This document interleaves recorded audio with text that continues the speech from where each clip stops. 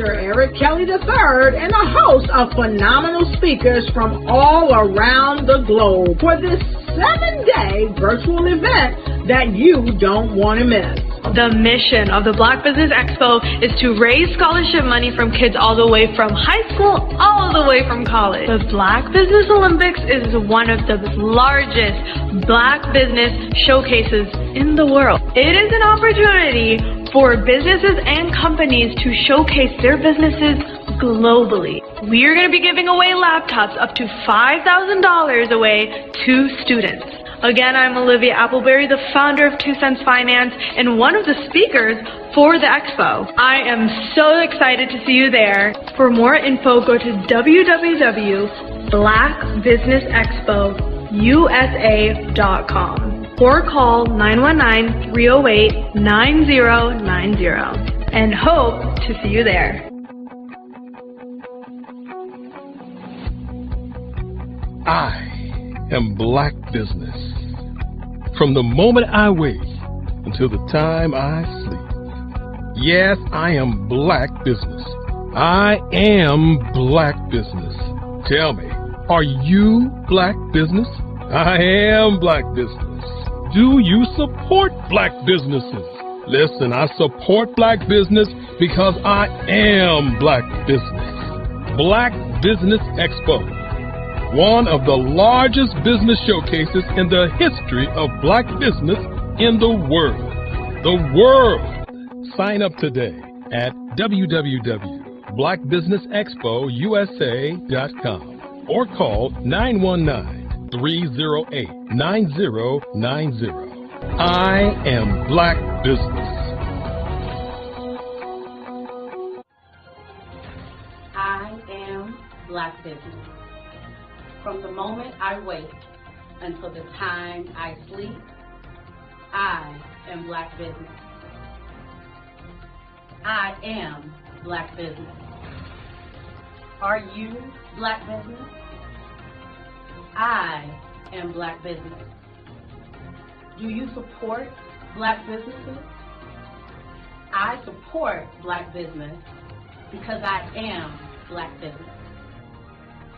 Black Business Expo, one of the largest business showcases in the history of Black America in North Carolina. Join Dr. Eric Kelly III and a host of phenomenal speakers from all around the globe for this 7-day virtual event that you don't want to miss. The mission of the Black Business Expo is to raise scholarship money from kids all the way from high school all the way from college. The Black Business Olympics is one of the largest Black business showcases in the world. It is an opportunity for businesses and companies to showcase their businesses globally. We are going to be giving away laptops up to $5,000 away to students. Again, I'm Olivia Appleberry, the founder of 2 Cents Finance and one of the speakers for the expo. I am so excited to see you there. For more info, go to www.blackbusinessexpousa.com or call 919-308-9090 and hope to see you there.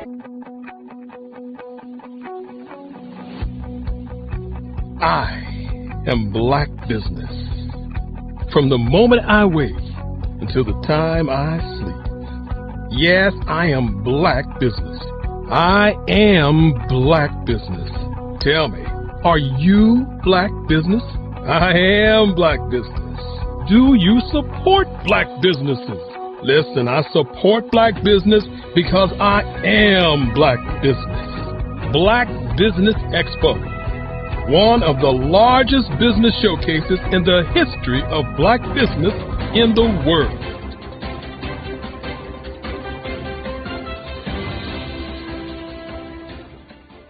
Over the past few years, we've seen the growth of existing and new initiatives focused on financial inclusion, building global networks, and reducing the wealth gap in response to the idea there's not enough seats at the table. Whether their outcomes are to increase the representation of Black executives on corporate boards, ensure an inclusive global economy, or to create new U.S. African commercial pathways, the strategies are often carried out by separate programs. The question is, should they be? With the continent of Africa being home to more than half of the world's fastest growing economies, the youngest workforce, over 400 companies generating more than $1 billion annually, 700 generating more than $500 million annually that are poised for growth, and being the destination of nearly $5 billion in venture capital in 2021. Diversifying U.S. and Africa commercial engagement by building bridges between African businesses and their U.S. diaspora should begin being seen as mutually beneficial. From helping to reduce Africa's enormous capital gap to catalyzing two-way trade opportunities, the COVID-19 global pandemic hopefully has taught us that global challenges and opportunities are more interconnected than we thought. During the pandemic, African companies like Unicorn Flutterwave, insurance provider Reliance Health, ride-hailing app Yasir, and 54Gene, the continent's first bank of DNA on people of African descent, proved that when African companies have access to networks, capital, and information, they grow big, grow fast, and create solutions that are valuable to the world. This is why Be Direct was created. We are the first U.S.-based but African-centric board preparedness and board search company designed to connect U.S. Black talent and corporations to African businesses. Unique and fundamental to Be Direct's success is our process of helping board candidates adapt their experience and networks to an African context before they're connected to high-growth companies that are looking to locally and globally scale. From our focus groups with African business execs and government leaders, we don't ignore the sentiment that business is easy, but people are hard. Having a pool of board candidates with hard-to-access networks and extensive experience across the business life cycle, including successfully raising capital, is table stakes for an initiative like this. So yes, we have that. But corporate or entrepreneurial success in the U.S. does not guarantee success in Africa. Developed alongside industry partners on the continent, our training program, Be Direct Prep, is designed to transpose their experience to create cultural comfort, understanding, and a commitment to helping businesses in Africa scale. Our board governance sessions are African, continental, and country-specific, integrated with cultural awareness and dexterity training, masterclasses led by African industry execs, and mentoring and coaching from African continental-based facilitators. But even more unique to Be Direct Prep, we cap off our training program with an immersion trip to help candidates that have not been to Africa before see and feel Africa's complexity and opportunity from African soil. We all know traditional network-based board placement has historically left a lot of us out of ever really being in the paid board pipeline. Our strategy supports the work of many great organizations that are successfully filling seats at U.S. board tables by creating more tables for those that are still left on the sideline. It's time to start seeing the role and value of U.S. Black talent and businesses on the continent of Africa differently. Old perceptions and habits limit economic inclusion. Let's transition Black talent and the African businesses they will support from the periphery of the global economy to its core. Living in a global lockdown, we all know now how fast local and global economies can change, and see the value of having businesses that hire, strengthen local value chains, and even grow globally. Status quo in any form holds back progress. We must democratize U.S.-Africa commercial engagement by socially and economically connecting cultures that have long been disconnected. It's time for Africa's U.S. diaspora to redefine their global value by helping African businesses scale continentally and globally.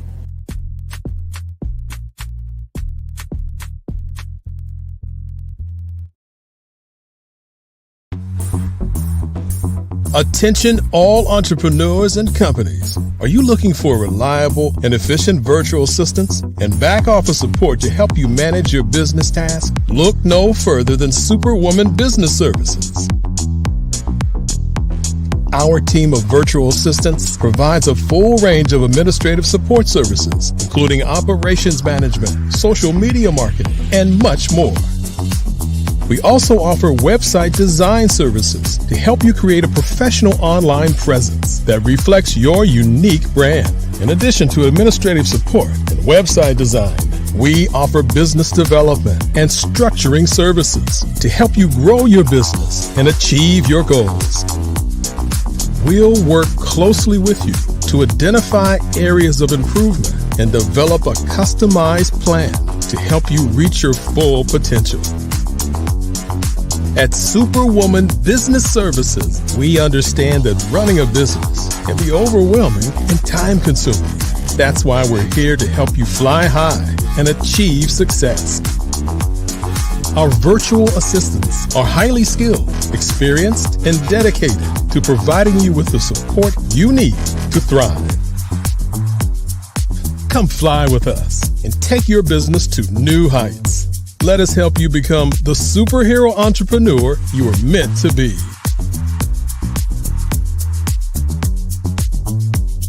Contact Superwoman Business Services today to learn more about our back office support services. Come fly with us and take your business to new heights.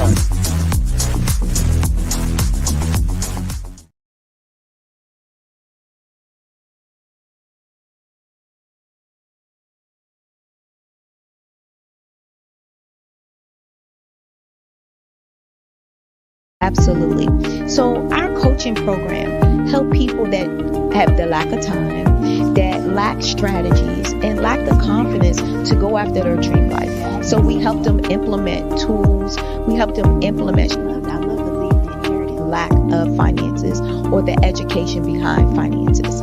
But it wasn't until I lost my firstborn, my only son, that life changed for me. And where I was going after it all, living the corporate life, hit my 6-figure income and living in my dream house with my dream man, driving my dream car. Wow. I nearly lost it all. Wow. When I lost my son. And so I realized it only takes one financial catastrophe that can change your entire life. That's what made me start All New Beginnings. Because no matter what's going on in life, there's a new beginning. And because of that, we develop a program called Wise Minded. My little slogan is, don't just dream it, let's live it. If they want to connect with you or work with you, what is the best ways for them to be able to do that? Well, for my social media guru, you can connect with me on every single social media platform as Tanya T. Rose.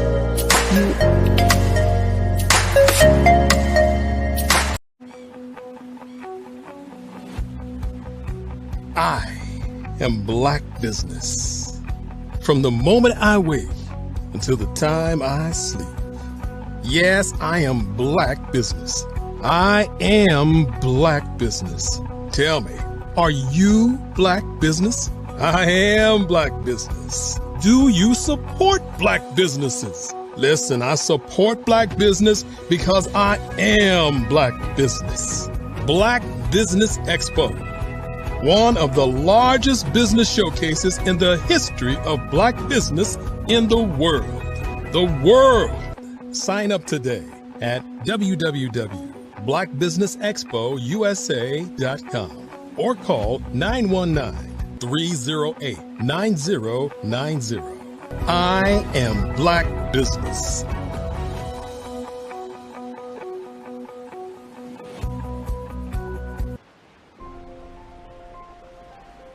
What if you could build your own city?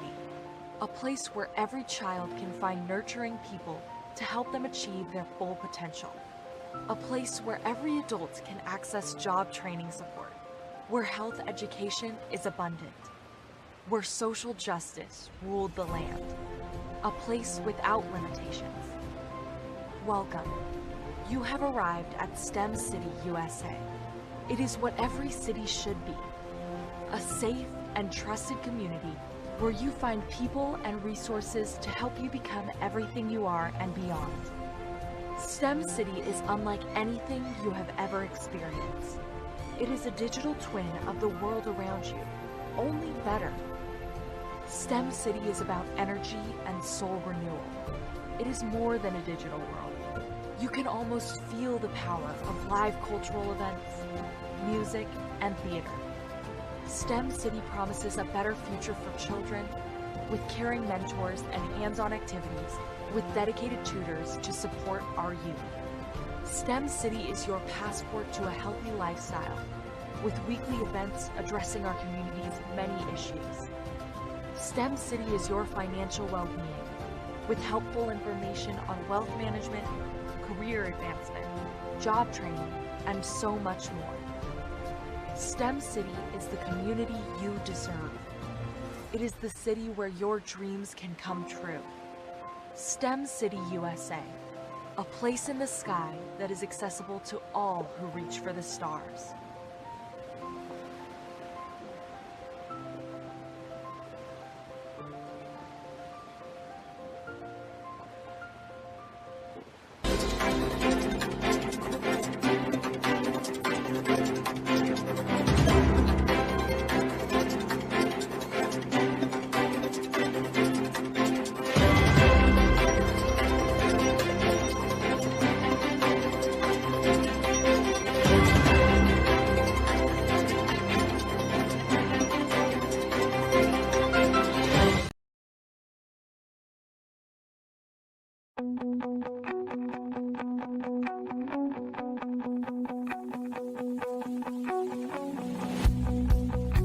I am Black Business. From the moment I wake until the time I sleep. Yes, I am Black Business. I am Black Business. Tell me, are you Black Business? I am Black Business. Do you support Black businesses? Listen, I support Black business because I am Black Business. Black Business Expo, one of the largest business showcases in the history of Black business in the world. The world! Sign up today at www.blackbusinessexpousa.com or call 919-308-9090. I am Black Business.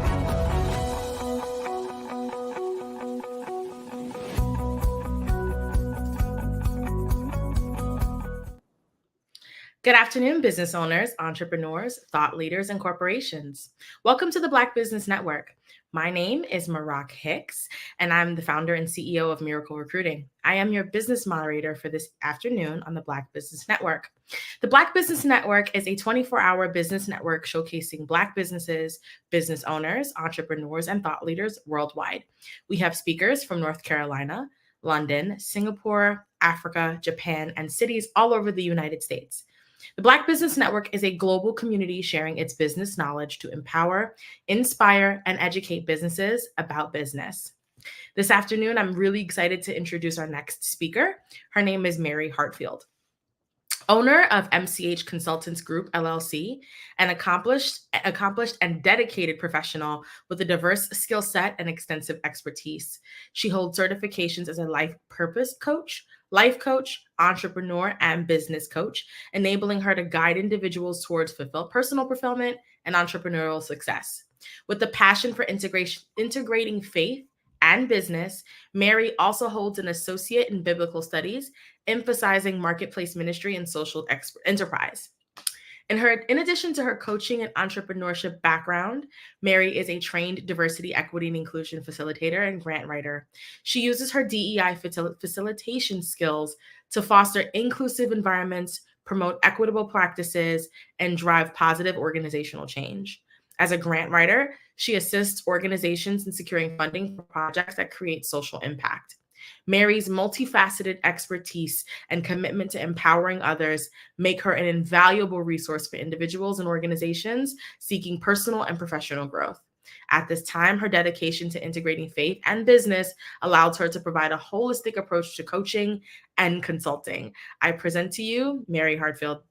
Hi, Mary. How are you? Oh, how are you? I'm doing well. Thanks so much for joining us this evening. Thank you for inviting me. Of course, of course. So we have you here, super excited to talk to you about your business. I guess to get started, let's jump right into the topic of today, which is diversity, equity, and inclusion. Tell me about some of the DEI strategies that you actively build, and what does your relationship look like with the companies that you're supporting? So long time ago, I'm from Grand Rapids, Michigan, and our Chamber of Commerce came out with the Institute of Healing Racism that known for across the country. And what we did is we had like 7-week sessions with people that talk about diversity. And a lot of what happened is we engaged with the companies that belong to the chamber to talk about change within their company. And we did all kinds of diversity training for 7 weeks. It would be 2 hours together, then come back. And then we drawn it down to 2 days, full 8-hour days where companies send representatives to it. And really it is to healing racism. We used to be in Grand Rapids, was one of the cities that were not very diversified. You know, we seem like we're diverse in what we do, but yet we're so segregated within our communities. So part of that is helping to build that out, working with different companies, with different people. And then also I did training with other companies to make sure they have that. And now I kind of work with nonprofits to make, you know, now when you get money, they want to know, do you have that diversity equity statement there? So help them get that even with from their board all the way to the people that they serve. That's amazing. I know DEI work is really, really difficult just because it's really about fostering inclusive environments within organizations. how did you kind of get into the space? No one goes to college to be a DEI facilitator. So how'd you end up there? And what sort of sparked the passion for you to start this work? Yeah, you know what? I have always, and I think it started from, we lived in Kentwood, where you had like the Kellogg'sville side school system, and then you had East Kentwood. Well, we were moving over to the East Kentwood side, which was more white, suburban, because I grew up where, you know, it was kind of white and blacks, and we're moving over where when we moved to our house that, you know, the whole street was white. You know, and then also what happened before that, my father tried to buy a house, and the man said, I'm not selling to a black man.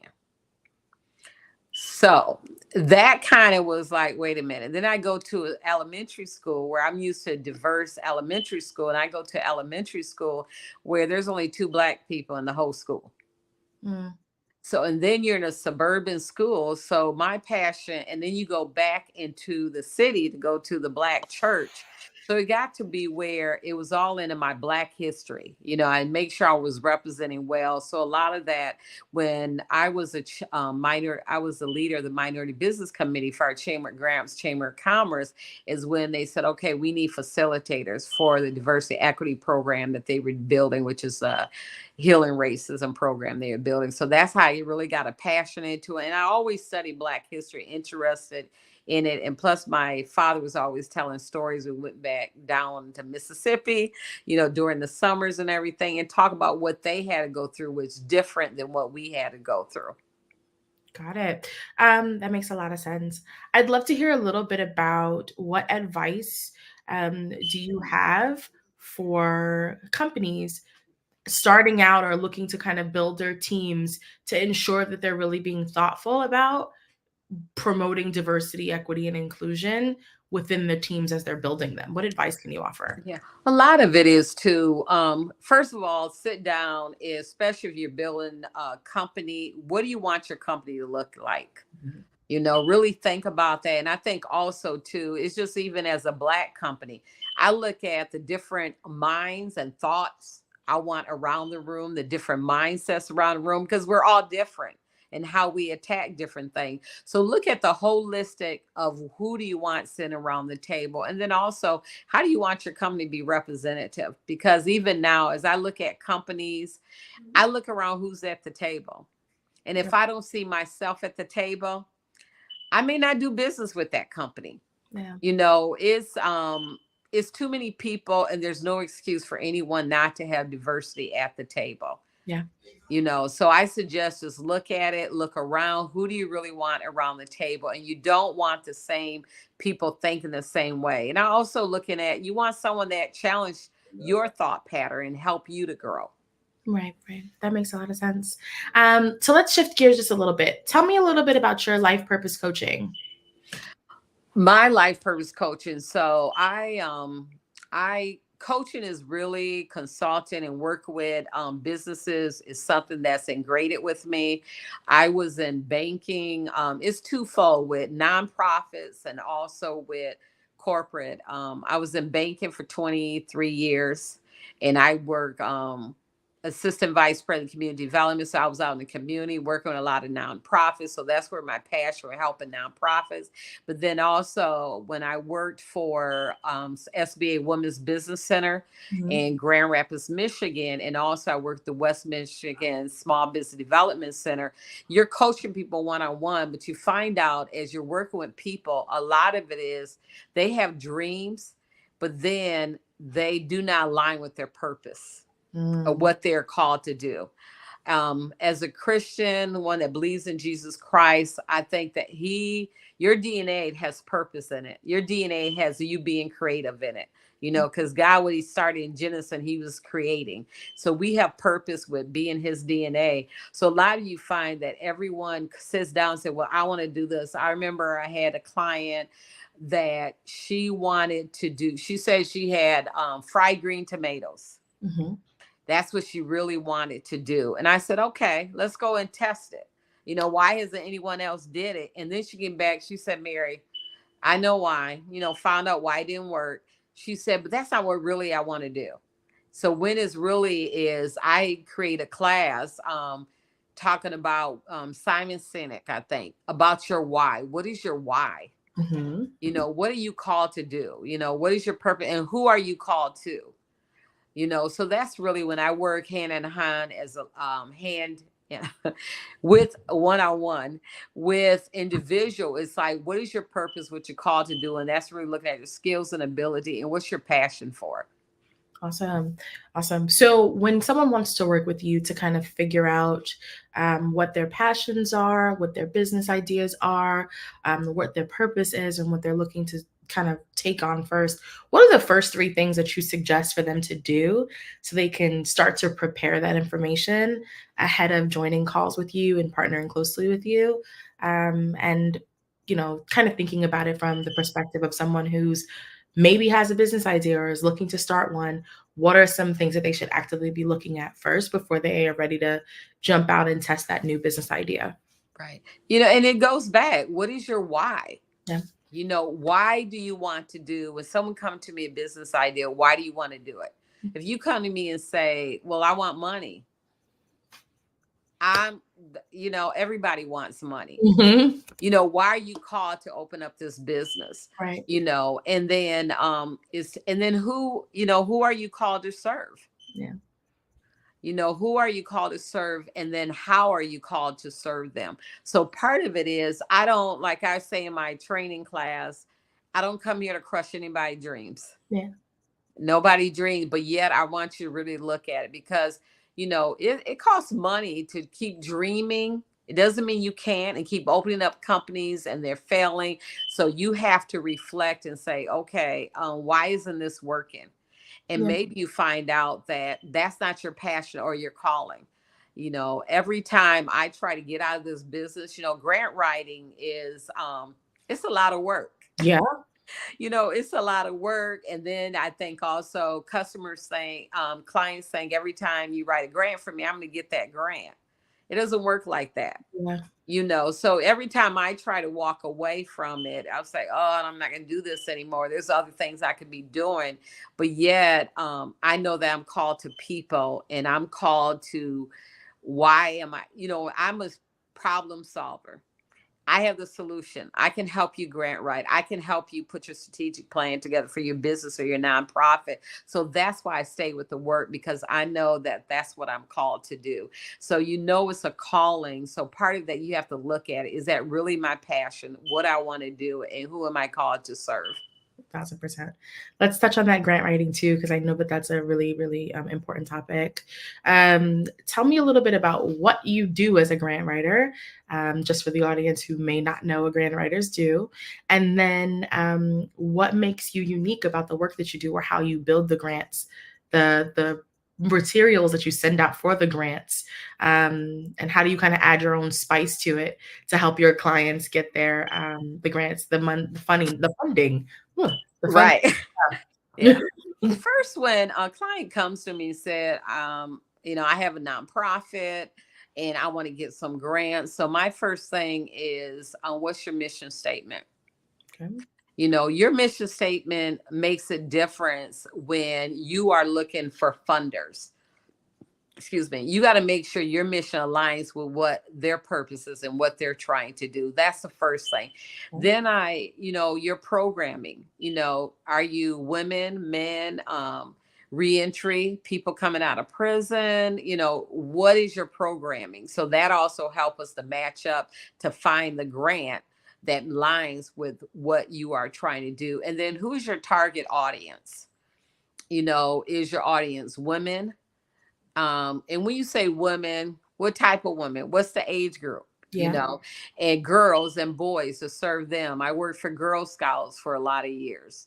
You know, my purpose was girls. I was focused on urban girls. When I did a 6-week programming, you know, I was able to get money, $30,000 every summer for 6 weeks to serve 30 girls. You know, so part of that is, who are you serving, and then how are you going to serve them? I did a 6-week summer program where we focus on STEMs. science, technology, engineering, and math. We really focus on that math part of it and also the technology part of it. So that's what I'm looking for. How are you targeting and who are you targeting? Then we can match you up with the grant. And then part of that is to make sure that do you have your programming together? Right. When people want grants, they say, what is your expected outcome? So a lot of people come and say, well, I have this program. Okay, what's your outcomes?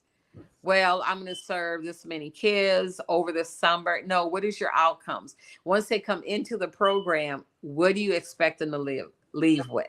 What's going to change different? So part of that is also saying, okay, I'm going to evaluate them when they come in. I'm going to do a pre and post test to see, but they're looking for that. What is the results? And also, does your outcomes match up with the grant that you're applying for? So a lot of times before we can even apply for the grant, I help them do some pre-work. Right. Getting their programming together. What is your plan of work?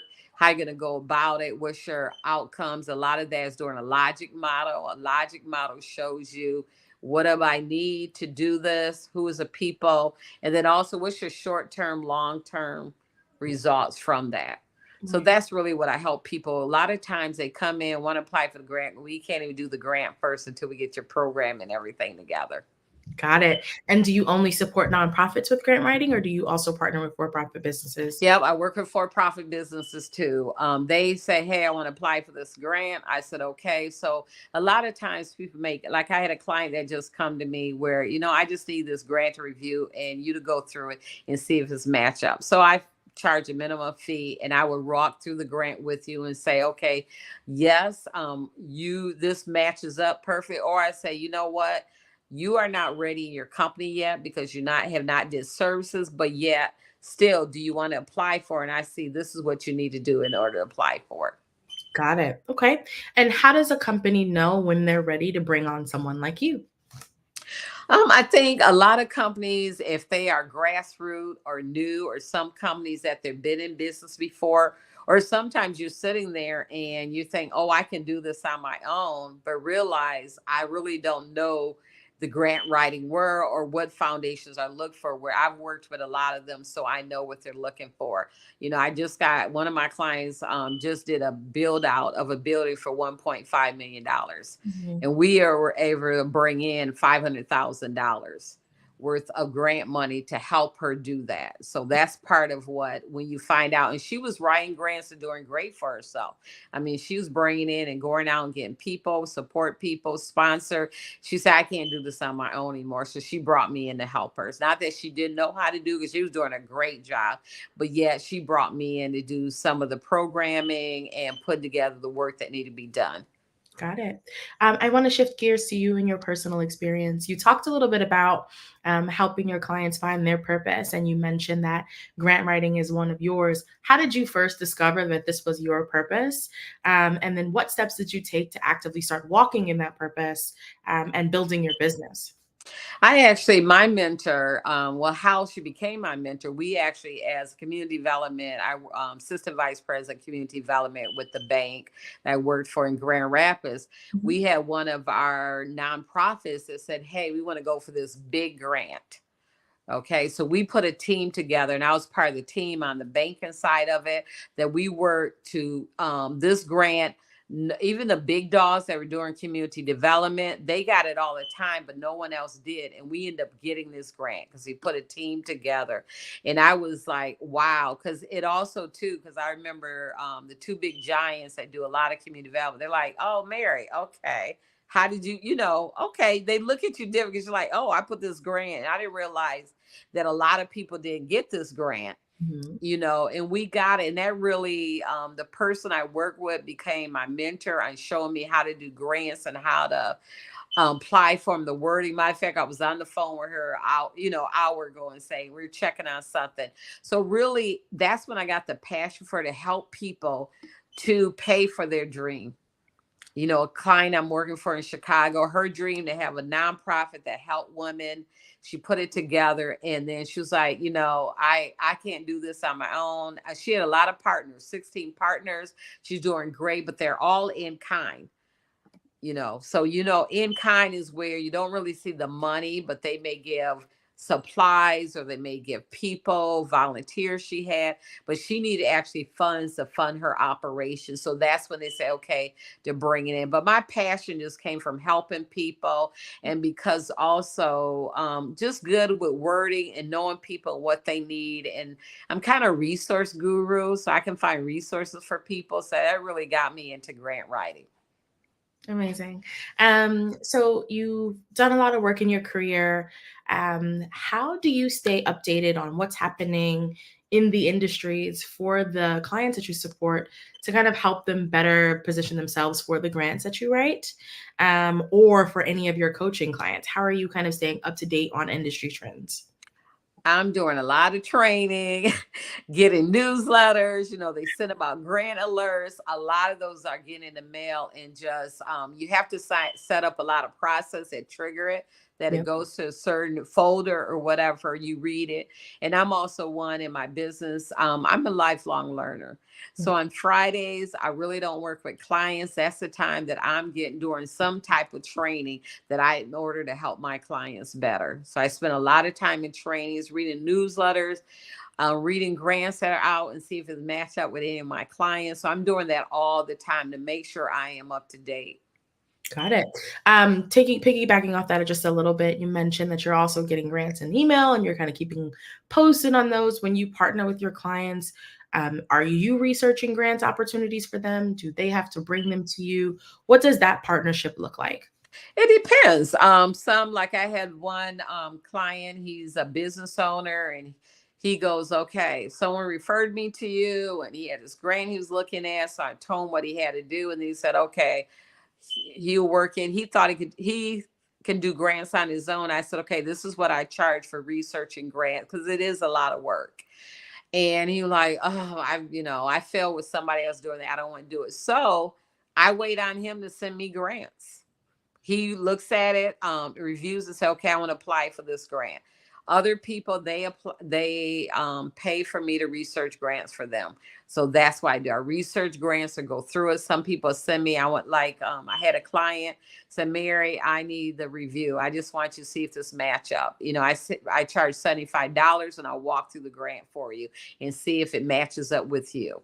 So I do research. I'm kind of getting out of the research business a little bit, even though I'm always researching, but it is a lot of work, because there's a lot which you have to do to match up people with grants. So, but just work with them on research. So they'll send them to me, say this grant, or on my website, my blog is to have resource for you on grants that are coming up that I'll put on there, so you can look at my blog and find out grants that are coming up for for-profit business and nonprofit businesses. Awesome. I'm on your website right now. Okay. Talk to me a little bit about some of the upcoming trainings that you have. Okay, one of the trainings I have coming up is basic grant writing with assistance of AI assistance. So what it is right now, AI is out there. Mm-hmm. Everybody should be using it to their advantage. I know my business, A Game Changer, when it would take me 8 hours to do one little thing, now AI is my assistant and helping me do that. So part of it, I'm going to show you how to write a basic grant using AI assistance, how to go through that. Two ways. You can just take your own notes on the grant, or I'm also going to supply you with a workbook if you pay for the workbook part of the class. But it's going to be 2 hours. It's really an hour and a half I'm going to make it, then questions and answers, people have it. But really, a lot of people are scared because they don't know how to do it. So that's why I'm starting at the basic level, where this is what you need to know to put to a grant, and what the work that you have to do, pre-work you have to do for a grant. Yep, that makes a lot of sense. So if we're thinking about brand new entrepreneurs, up and coming business owners, and even young adults or high school students who are thinking to start a business, what piece of advice can you give to them about what this world looks like and what they should focus on? First thing is this what you have a passion for? Mm-hmm. Passion is all of it, and I think passion and purpose lines up with each other. So, is this your purpose of what you're called to do? Do you have a passion for it? And then also, do you have the skills and abilities to do it? And it's not like you have to have it automatic. A lot of I just received my associate's degree like last year in ministry or whatever. But everybody like, well, what degree do you have to do everything that you've done? A lot of it was a lot of training, certification, learning on the job. But you have the opportunity before you go into business that you find out everything you know, what you need to put together for your business, having that business plan. A lot of people, of course, you're talking, a lot of entrepreneurs say, oh, I don't have a business plan. I think a business plan helps you to know your business and what you're getting to it. It's a living document. It's a living document that you can change anytime. So I do suggest that. Remember the SBA. They have your small business development centers in different cities around the country. Take advantage. Those are free services that you can take advantage of it. The Women Business Center, SBA has women business centers around. Take advantage of those. They are people that are they're already being paid. You have to pay them. They have webinars. I used to do the S for 3 years in Grand Rapids. The webinars for our West Michigan Small Business Development Center. That's a lot of great free information, free training that you don't have to pay for. Also, to sit down with them, they will help to guide you and hold your hand. You know, just like a business plan, they're going to guide you. You can go on their website. They have different templates and everything for business plan, but help you to know, what do I need to do? And also sort out your dream a little bit. Yeah. I say, you sit down, you may come and say, I want one thing, but then you say, oh, really, I want to do this. When you start talking about, okay, what is your purpose? What do you love to do? If you're an outdoors person and you're talking about doing something that's indoors, that may cramp your style a little bit. Mm-hmm. You're like, oh, I need to be the air and I need to be out. Like me, I finally went full time because I didn't want to do a 9-to-5 job any longer. I wanted to be more flexible. I wanted to be able to travel. I need to be at work anywhere. You know, this year, last year started out, I was in one client in Chicago for 10 days, one client in Denver for 7 days. I'm in Atlanta right now, but I live in Detroit. So I want to be flexible, which entrepreneurship is great for that, and work anywhere. But you hear all these webinars and people say, oh, I'm making millions of dollars. It doesn't work like that. Yeah. You know, you got to decide also if you're going to do the hard work for it. And the thing about it is, failure is okay. Yeah. You know, we think of Steve Jobs. You know, think about it. You had a company, Apple, and your board of directors fires you out of your own company. But then we went ahead. I forgot. My slip my mind. What company he created in the film industry? If we would have had that, if he hadn't been fired, and then they realized that they had to hire him back. So I always say, don't tell anyone everything. I don't care who it is. Don't tell them everything of your business and your ideal, because people do still.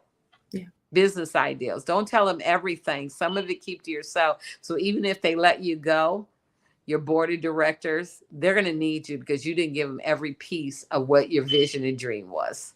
Got it. So I see that you have that class coming up. Do you have any other projects coming up that you want to chat about with the folks right now? I think more, I'm going back to more of doing my coaching. I find out people, self-care. I'm a certified self-care coach. Find out that self-care is a lot of people, and women especially, are not empowered to do self-care. Yeah. And when I talk about that, it's just like even saying no. You know, someone said, well, I don't want to say no. I said, why not? Well, I don't know what explanation. I said, no is a complete sentence. You don't need to give an explanation. But that is part of self-care, of knowing when to say no. Find out a lot of people, they're just overbooking themselves. When they get home, they're wiped out, tired, don't know what to do. And plus, a lot of times we're giving more to other people's dreams than what we're giving to our own dreams. So, you know, I'm going to have a self-care group training I'm going to do for about 6 weeks. That's going to come up or in March. But part of that is real getting empowered, because you find out as you talk to people is that they don't know how to empower themselves, you know, and that's really their self-care. I also have a podcast where I'm a caregiver. My husband, before he died, was 6 or 7 years, and I cared for him. So I do have Hearts of Caregiving podcast we drop every Wednesday, because find out there's a lot of things caregivers don't know. Yeah. And just to empower caregivers to walk in, also for them for self-care. So a lot of focus on self-care coming up in the future. Okay. And then if someone is interested in partnering with you, what does the process look like? Do they just submit to your website? Do they have like a form they need to fill out? What documents do they need? Yeah, they just go to contact me on my website, mchconsultantsgroup.com, and they fill out the form, and then I will contact them back and we'll talk about it and make sure, because one of the things too, I always want to make sure I have the right partner that I'm partnering up with. And if it's a great fit. So I'm always at, a lot of times because of money, people say, oh, I'm going to take on everybody. I don't take on everyone. I got to make sure we align with each other and I'm the right fit for you too. That makes a lot of sense. Thank you for sharing that. Okay. So one more question before we head out. It's the beginning of the year, right?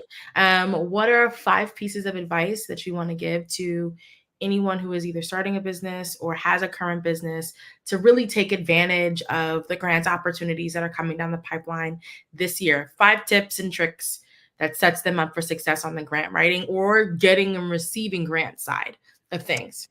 Okay. Look at your mission statement.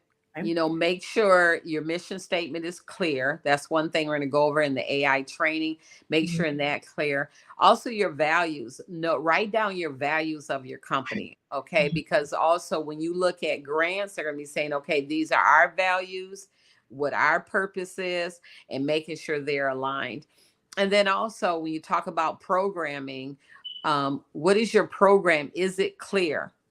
Is your target market clear of who you are trying to reach? And then making sure your outcomes, what do you expect to achieve based on the work that you want to do? And make sure you're clear on that. And then also your website. Make sure you have a website. I found out I had to step back for a minute because I found I'm telling everybody have all this and you must have a website, doing training on it. And it was like, I don't have a website. So I had to take time to do my website. So a website is important because when we put in for a grant, they're going to ask for your website and they want to go on there and make sure your mission, is it the same as what you're telling them? Is your outcomes and everything the same that you're telling them? So I'm just making sure that you have a clear picture of everything that you do and it aligns up with what you want to achieve. And so when you apply for grants, that they have a clear picture. And make sure you're on Grammarly or some spell check. Yes.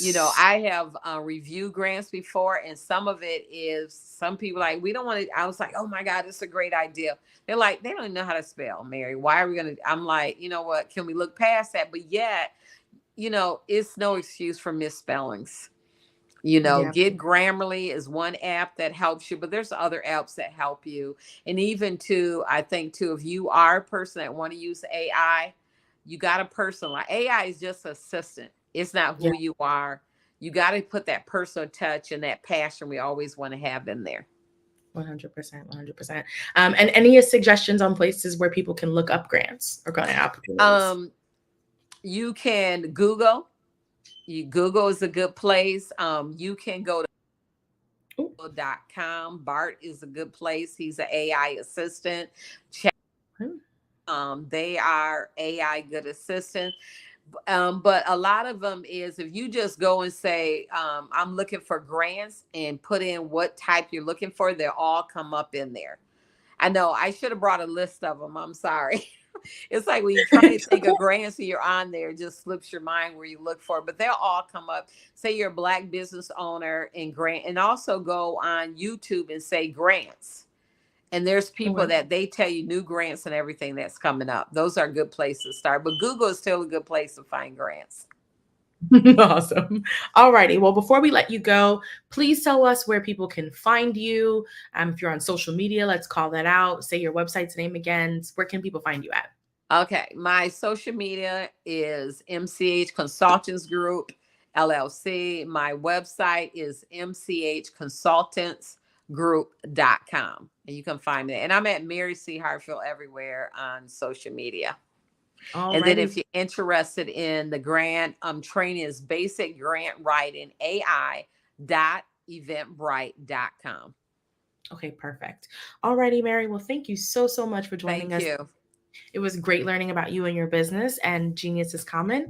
I'll see you on the other side. All right. Thank you. The Black Business Expo's mission is to raise funds for high school seniors going to college or K-12 entrepreneurs. The expo is a fundraiser for students.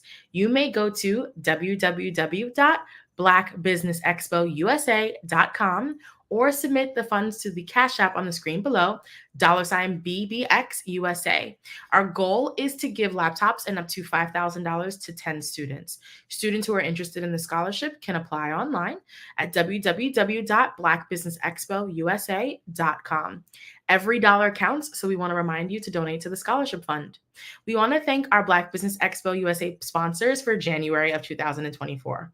Our sponsors this month are NC100, Moody Capital Partners, Suede Soul, Lotus Riche Coaching and Training, The Hello LLC, 5-Star BDM Media, Carolina, Virginia Minority Supplier Development Council, Step Management, BHS and Associates, Marjorie McLean Foundation Incorporated, Genius is Common, Earth Essentials, Malane Shania Global, The Executives Women's Success Institute, The Quality Coaching Company, Superwoman Business Services, Creative Force Studios, Lee Entertainment, Artistic App Design, Black Business Expo USA, Genius is Common, and I'll see you on the other side.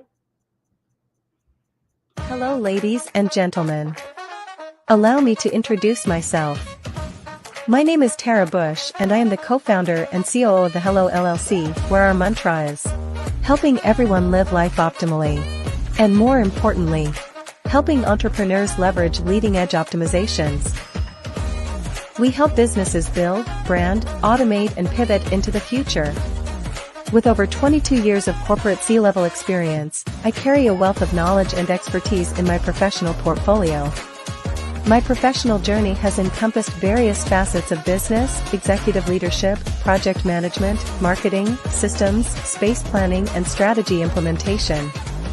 I have had the pleasure of partnering with and managing multi-million-dollar projects for the top Fortune 500 companies, prestigious universities, and well-known sports teams around the world, like ExxonMobil, Apple, Samsung, Citgo, HP, Ziegler Cooper, the Houston Astros, the Dallas Cowboys, Bank of America, and Vanderbilt University. What fuels my drive is a passion for innovation and creativity that knows no bounds. I thrive on pushing the boundaries and thinking outside the box to bring fresh, ingenious ideas to the forefront. I turn visions into reality. As a leader, I am a steadfast advocate for integrity and creativity. I am driven by a profound desire to help individuals and businesses create their own return on time investment while leveraging technology. At the Hello LLC, we are more than just a 3D digital marketing agency. We are a community committed to helping, building, and thriving together with integrity. We can either show you, teach you, or do it for you. We believe in the power of innovation to transform the status quo. My fellow professional powerhouses, in the spirit of abundance, I firmly believe that there is enough prosperity in this world for all of us to thrive together. So, I invite you to make the pivot because the future is already here. I'd like you to imagine with me, if you will, opening an app where you can collaborate with like-minded individuals from around the world, get inspiration and in-app tools to launch and grow your business, as well as share your knowledge and earn compensation, all in one app. Well, the name of that app is Truso, short for Truly Social. Hi, I'm Matthew Newman, the founder and CEO of Truso.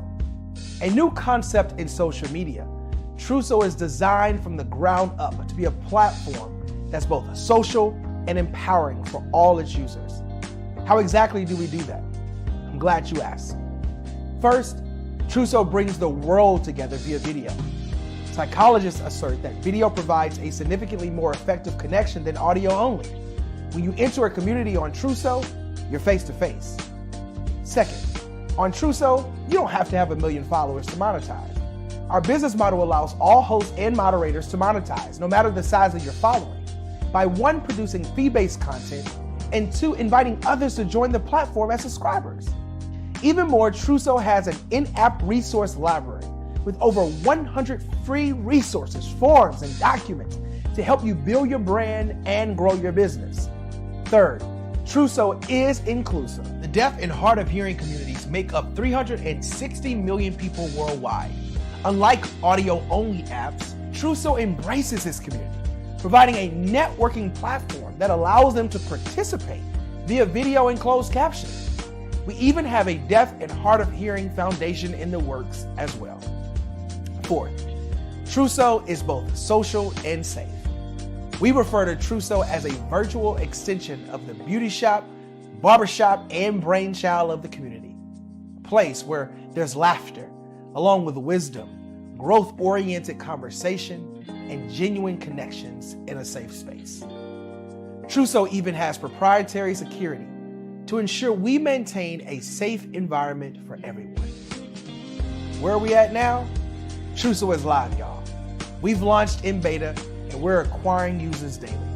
We have an incredible development and marketing team, plus amazing celebrity influencers at the table, helping us spread the word around the globe, beginning within the African diaspora and beyond by creating a safe space for growth, connection, and collaboration. We're truly excited about Truso. We've created something special for which there is a global market. And we invite you to embark on this journey with us as a shareholder. The future for Truso is truly bright. Join us and let's go there together.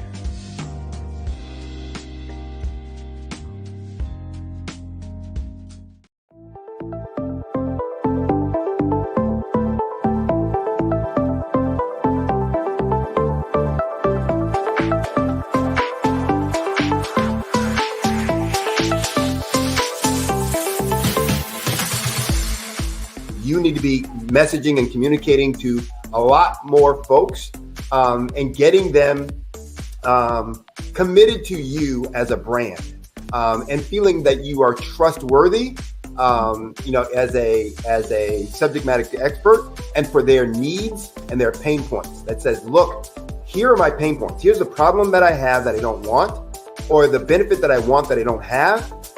And Grant and Sydney understand that and are giving me information to be able to assist, in my eliminating those pain points.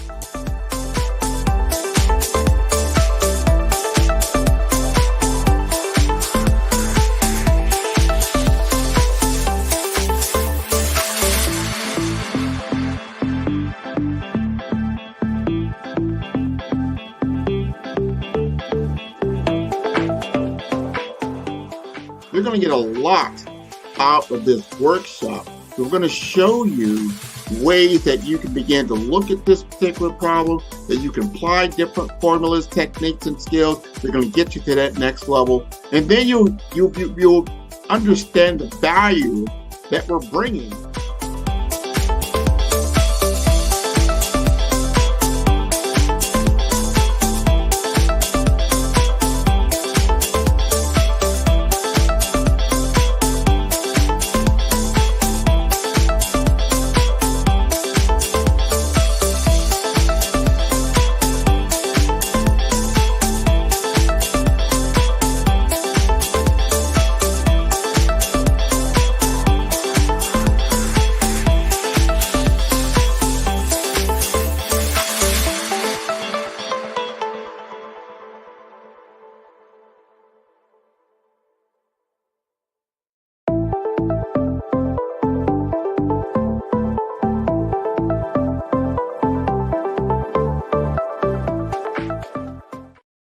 Hello, I am Dr. Eric Kelly III, the visionary strategist and founder of the Black Business Olympics. I invite you to showcase your Black-owned businesses on the Black Business Network global stage. The Black Business Olympics is a global Black Business Network platform that propels Black-owned businesses into the international spotlight. By showcasing your business on the Black Business Olympics platform, you can reach a worldwide audience of potential customers, partners, and investors. You can also establish yourself as a thought leader expert in your field, attract lucrative partnerships, and more speaking engagements. In addition, the Black Business Olympics platform provides a valuable opportunity to connect and collaborate with like-minded entrepreneurs and business professionals from around the world. This can lead to new business opportunities, ideas, and relationships. Finally, by sharing your story and expertise on the Black Business Olympics platform, you can inspire and empower others. This is a powerful way to make a positive impact on the world and leave a lasting legacy. If you are a Black-owned business owner, I encourage you to seize the opportunity to showcase your business on the Black Business Olympics platform. It is a once-in-a-lifetime opportunity to make an indelible mark on the world. Be one of the 1,000 visionary entrepreneurs who are changing students' lives, shaping industries, and leaving an unforgettable legacy for their families. Unleash your voice on our global stage and watch your business thrive. Black Business Olympics is one of the largest Black business showcases in the history of Black business in the world. Yes, the entire world. Just give me a call today at 919-308-9090.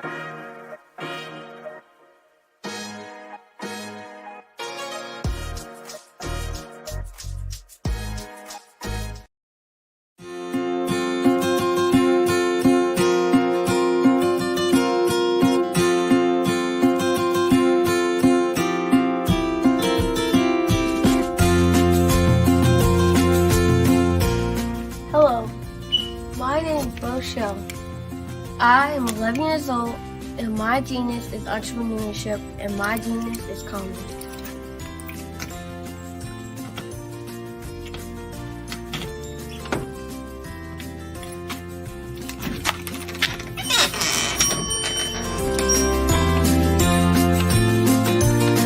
I have been hard at work, and my genius since the age of 8 when I asked my parents to buy me an ice cream cart for my 8th birthday. Why?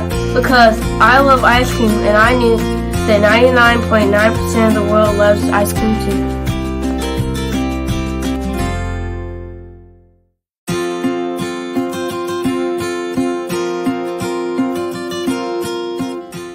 I started my business because I wanted to make my own money, give to my school's missionary, help my family, and buy my own toys.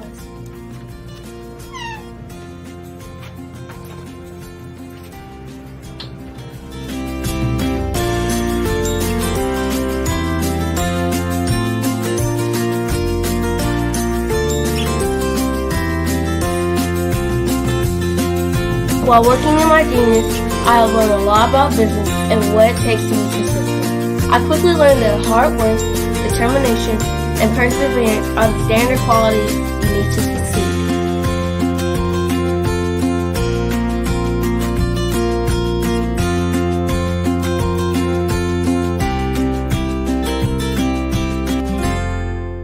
However, in my 4 years as a business owner, I have learned things that you can't learn from a book, like the true meaning of customer service. Great customer service is how you sincerely say thank you to each person who spends their money with you.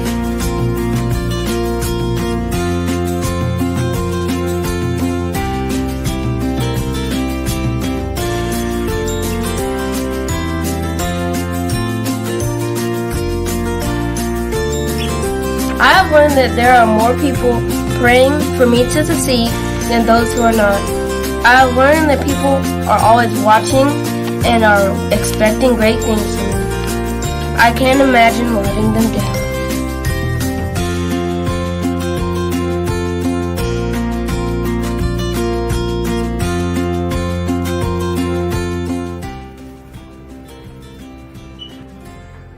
I have learned that I must lift as I rise, and that I must be my brother's keeper.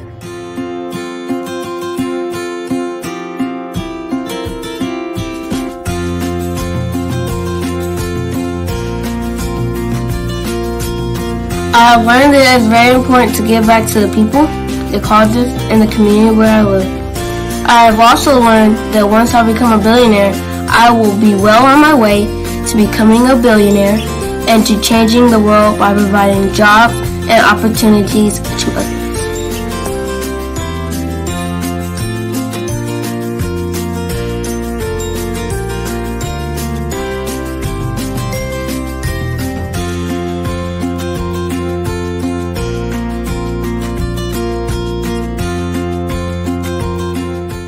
I'm Boshell, the little icing cube, and my genius is coming.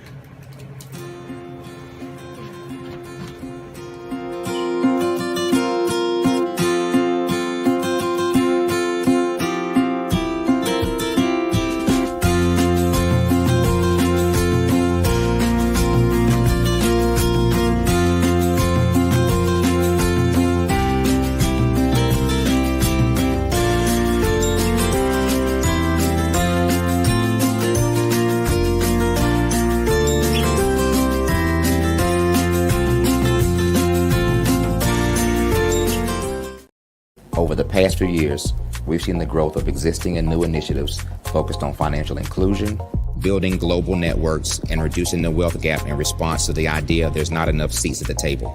Whether their outcomes are to increase the representation of Black executives on corporate boards, ensure an inclusive global economy, or to create new U.S. African commercial pathways, the strategies are often carried out by separate programs. The question is, should they be? With the continent of Africa being home to more than half of the world's fastest growing economies, the youngest workforce, over 400 companies generating more than $1 billion annually, 700 generating more than $500 million annually that are poised for growth, and being the destination of nearly $5 billion in venture capital in 2021.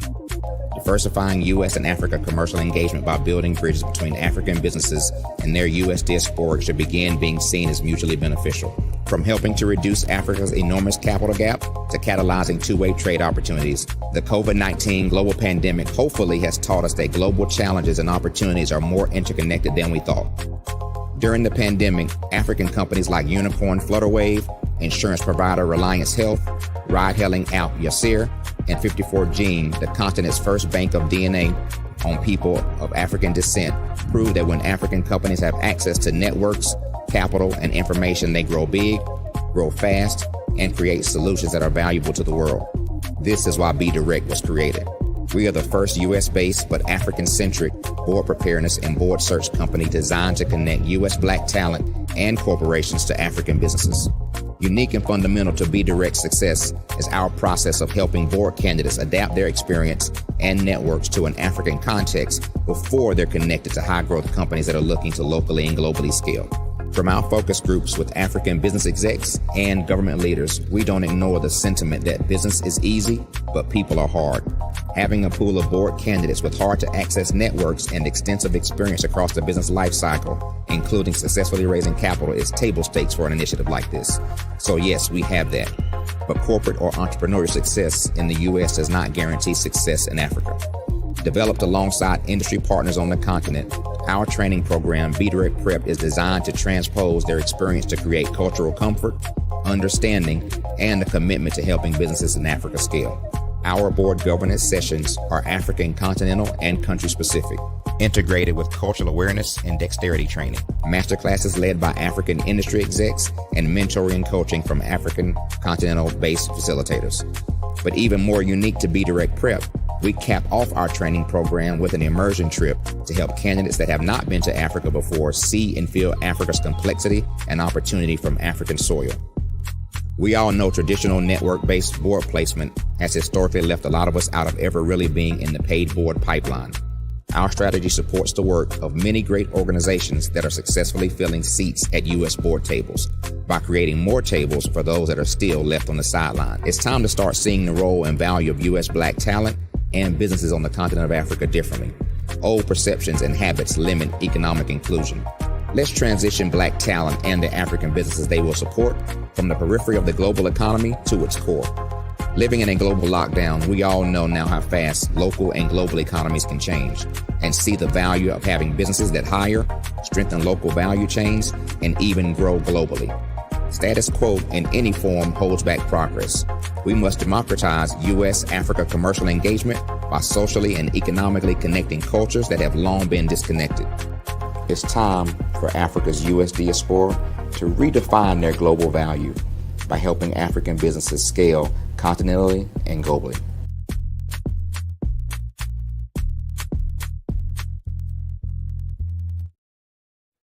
Hey everyone, it's Grant McGaw, CEO of 5-Star BDM and host of the award-winning Follow the Brand podcast and TV series, where I help you to build a 5-star brand that people will follow.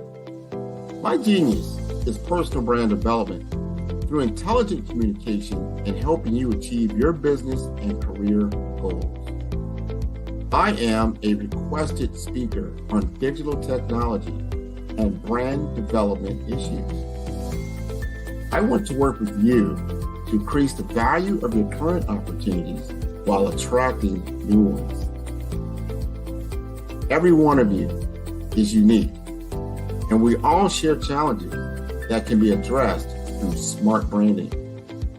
As a super connector, I work with you as an executive coach to guide you along the complicated business and career development road, providing the enhancement tools and information you need to succeed. Together, I will help you succeed in today's challenging business climate. I will evaluate and measure your progress. Best of all, I am right alongside you every step of the way. Build the brand called you. Genius is coming. It's your time to ignite and take flight in every area of your life with the new Ignite and Take Flight Planner 2024. It's time for you to seize the year with your great new planner.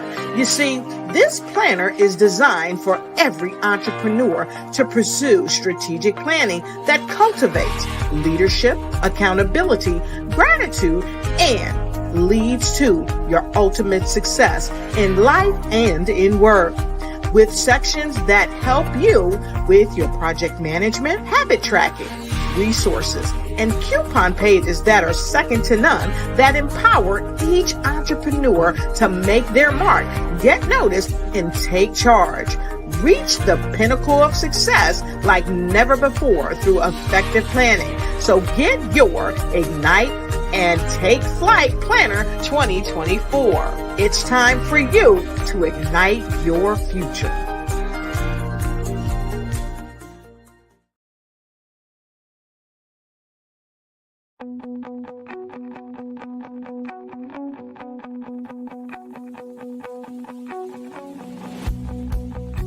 I am Black Business. From the moment I wake until the time I sleep. Yes, I am Black Business. I am Black Business. Tell me, are you Black Business? I am Black Business. Do you support Black businesses? Listen, I support Black business because I am Black Business. Black Business Expo, one of the largest business showcases in the history of Black business in the world. The world! Sign up today at www.blackbusinessexpousa.com or call 919-308-9090. I am Black Business.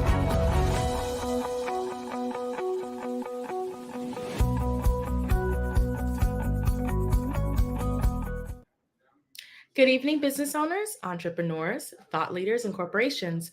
Welcome to the Black Business Network. My name is Marak Hicks, and I am the founder and CEO of Miracle Recruiting, and I am your business moderator for this evening on the Black Business Network. The Black Business Network is a 24-hour business network showcasing Black businesses, business owners, entrepreneurs, and thought leaders worldwide. We have speakers from North Carolina, London, Singapore, Africa, Japan, and cities all over the United States. The Black Business Network is a global community sharing its business knowledge to empower, inspire, and educate businesses about business.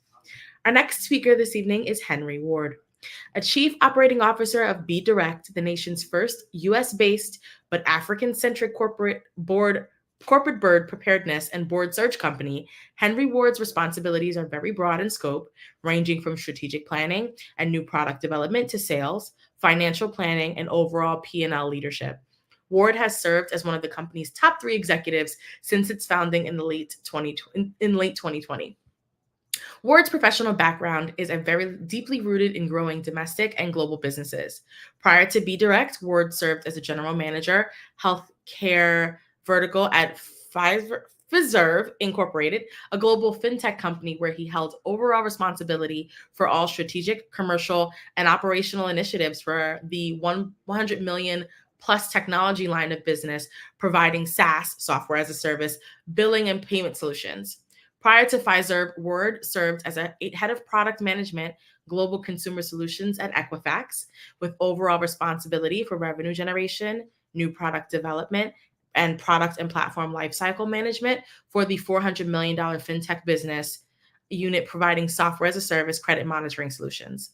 Ward also served as the global vice president of Verint Systems with P&L ownership of Verint's $700 million global business unit providing software as a service customer engagement solutions across multiple vertical markets. In addition, Ward's professional career includes McKesson Corporation, where he served as a director of product management and business unit strategy leader. Ward's earlier career encompasses leadership roles at U.S. Bank, as well as 17 years of General Electric Company, in various roles of increasing responsibility.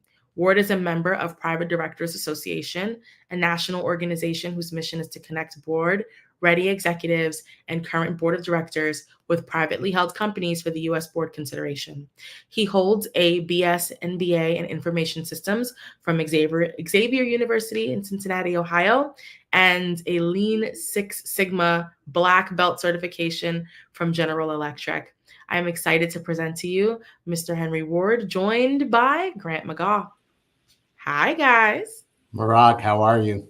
Good. How are you? How are you? Thank you so much for coming this evening. Thank you so much for the introduction. Of course, of course. Alrighty, well, I'll leave you to it. Genius is common, and I'll see you both on the other side.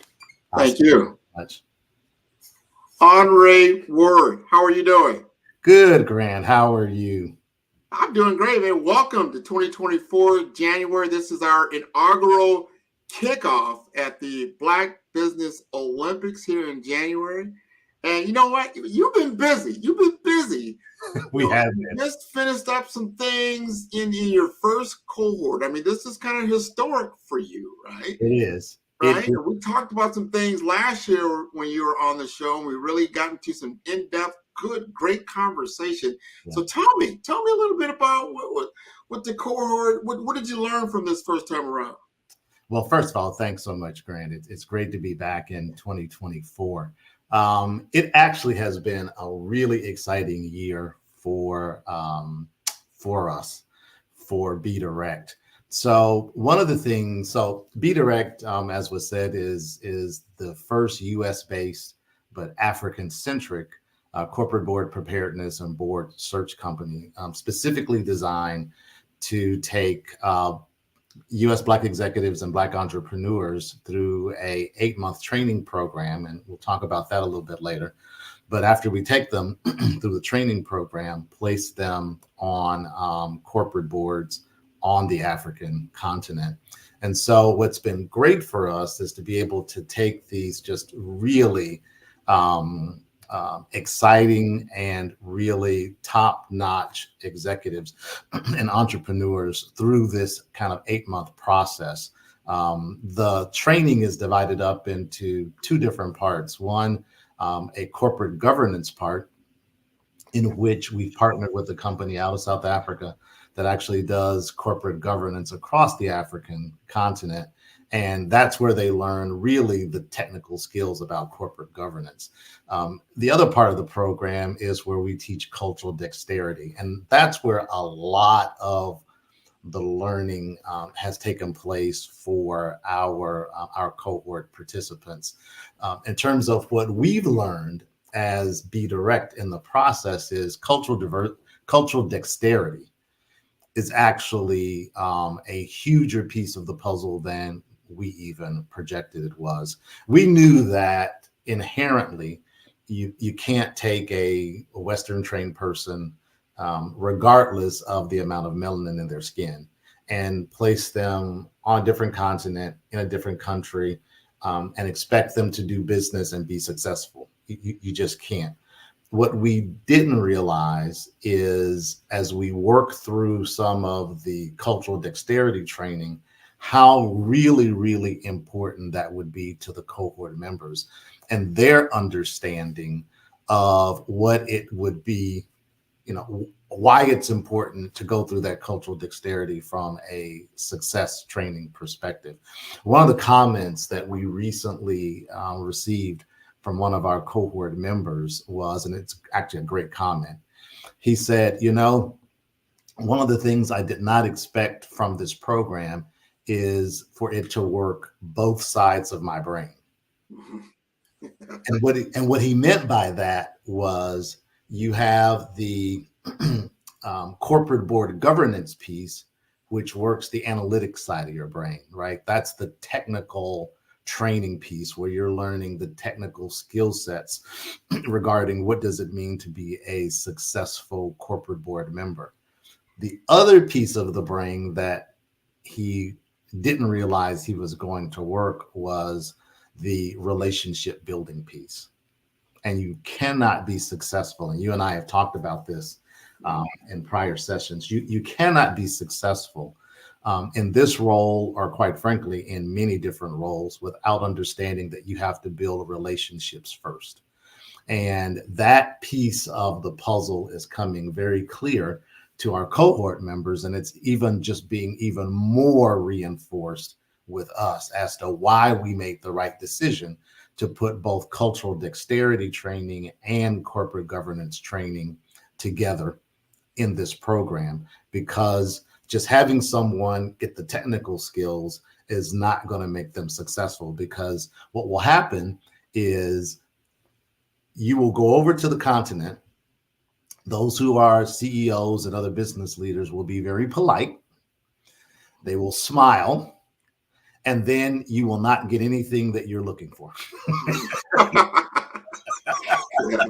That's funny. Because from their perspective, you haven't put in the time to get to know them. You haven't put in the time to get to know their culture. You haven't put in the time to really get to understand who they are as an African-centered business.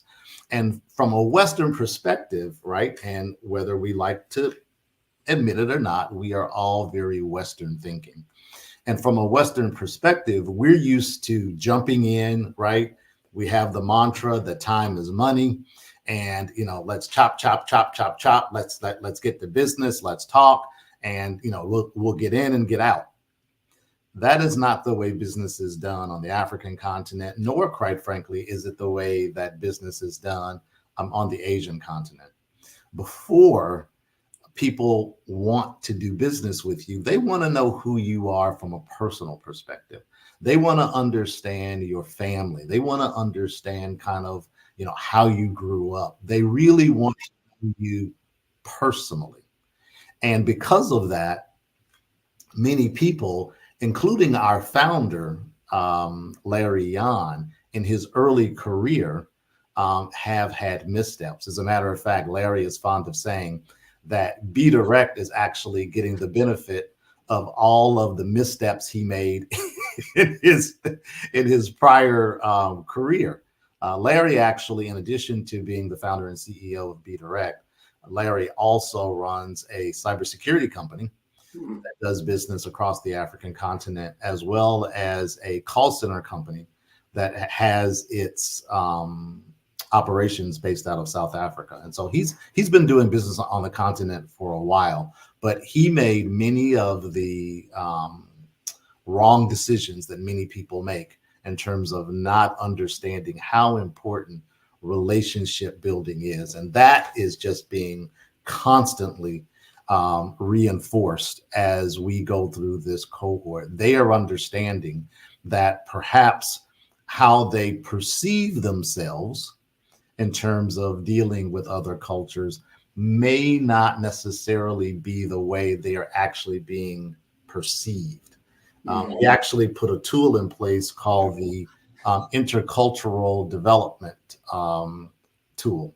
And what it does is it assesses how a person self-assesses in terms of intercultural development versus how they would be perceived in other countries.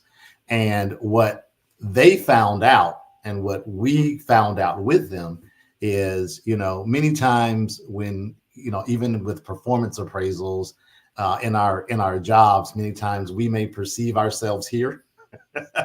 Happens all the time. And then when our manager does their performance appraisal of us, it comes in, down here sometimes.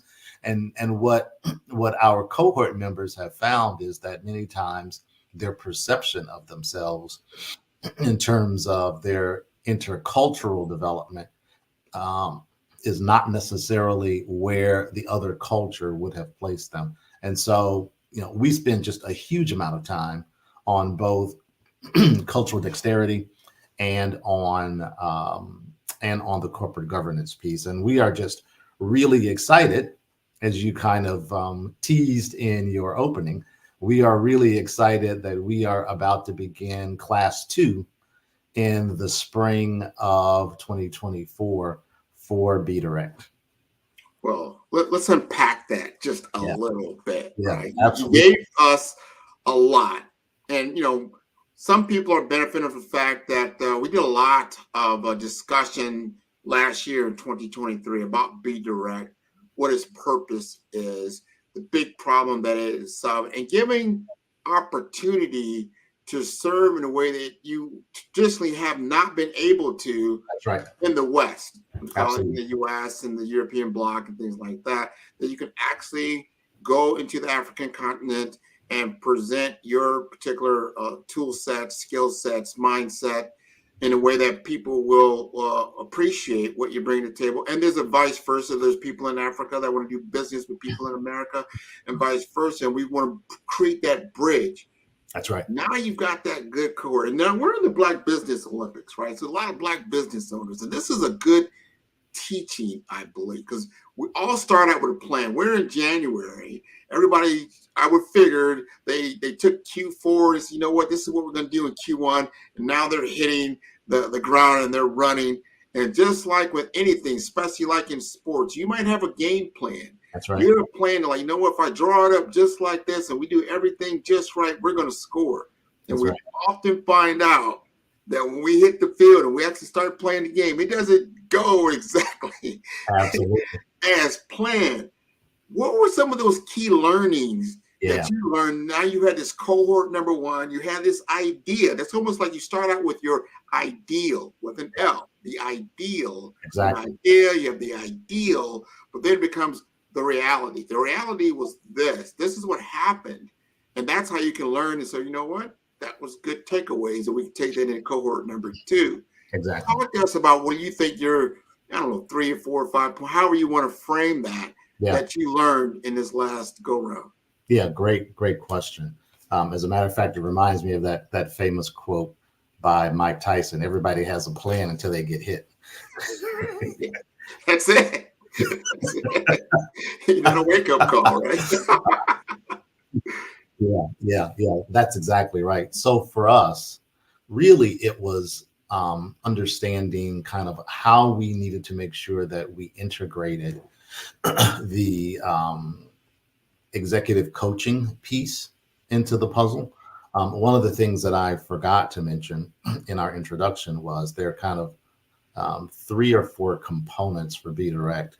The first component is the corporate governance training. The second component is the cultural dexterity training.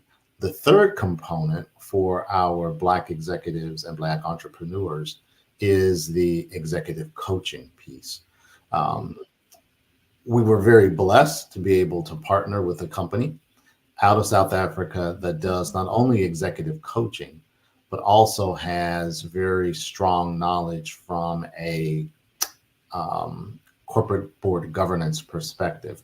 Probably one of the things that we would have done differently is to bring the executive coaching piece in earlier in the process. We are, the executive coaches are currently now engaged with our cohort members. I think we probably would have brought them in maybe just maybe a month or two earlier into the process so that they could, really understand how the cohort is dealing with specific issues around the governance piece and around the dexterity piece. Now, the nice piece of that is the executive coaches will get the output of the intercultural development assessment. They'll get the output of the Herman Brain Dominance Assessment, which is another assessment tool that we use. And so they will get that in order to help coach our members, but probably we could have brought them in a little earlier. Another thing, just from a business perspective, that we learned is the sales cycle. Right. So we now understand that the sales cycle for this this business is probably around 90 to 120 days. And so our expectation initially was that it was a more tighter sales cycle. It was a shorter sales cycle. But the reality is, when you're asking someone to put down a minimum of $10,500 for the early bird registration and $15,000 for the late registration, that sometimes the sales cycle is going to be a little bit longer than we had originally projected. And so that was a great lesson learned for us, because we are now in the middle of the sales cycle for our second cohort, which will begin in the spring. Will begin around June of this year. So we are giving ourselves the proper time in order to make sure that we can meet our sales targets as we've designed them. Our audience, in terms of how they look at funding this, many people actually have their corporations to fund the fee. Some people, as a matter of fact, it's probably about half and half. There are many people that are actually self-funding. And so they actually realize the value of what they're getting out of the program. They also realize that what we bring to the table is not just corporate board governance, but the second piece of that puzzle for us is on the executive search side. So while the cohort is going through their training process and learning what does it mean to be a corporate board director on the African continent, learning what does it mean to understand the cultural dexterity piece of that and how important the cultural dexterity is, we are simultaneously working on their behalf, talking with venture capitalists, private equity firms, public and private companies on the African continent to help place them. And so that is a huge differentiator for us in terms of, the programs in the United States, because one of the things, and again, you alluded to this in your opening, one of the things that we knew going into this is that we're tapping into Black entrepreneurs and Black executives who are not necessarily getting the opportunity to sit on corporate boards here in the United States. Many of us, including myself, have been on nonprofit boards, and nonprofit boards are great. They're a great way to understand what kind of meeting governance is about. It's a great way to give back. The reality is, though, that many nonprofit boards want you to bring a check with you. Of course. When you come, which is different than corporate board work in which you are compensated for your work on the board. And I got a quick question for you, Henri. That's a very because as an executive, I'm gonna put on my my senior executive role hat. Yeah, right? absolutely. Let's just say I'm a CFO, COO, CEO, see something, right? And I see a fee is 10 to 15K. Right. However, I'm going to sit on a board that's compensated. That's exactly right. So I got to look at ROI, right? Return on investment all That's the way exactly around. Is that, I mean, I don't know. Tell us how you actually approach these executives and lay out your values to them so they understand. And especially if you've got a corporation that's going to fund this investment, how do they view the ROI? Great question. So from a benefits perspective and from a value prop perspective, we actually have two different value props. The value prop for the corporation is it allows them to use this as both a retention tool, and it also allows them to use it as a talent acquisition tool. So when they are going after senior executive talent and our focus from a corporation perspective is vice president to C-suite. Sweet spot being vice president and senior vice president. So when companies are wooing talent and they are trying to differentiate themselves from competitors, a part of the conversation that we have with corporations is, here's a way for you to bring in top talent and differentiate yourself other than just from a monetary compensation perspective, right? Because everybody is looking at base pay plus bonus, and if you are a publicly traded company, equity, right? That's kind of table stakes for what everybody brings to the table. Now, people differ in terms of how much that base pay is going to be or how much that equity is going to be or bonus, but that's usually the compensation package. How we position ourselves is, in addition to that, here is a way for you to invest in your employees and a way for them to see you as differentiated from someone else that they may be looking at from a job perspective. So that's on the talent acquisition side.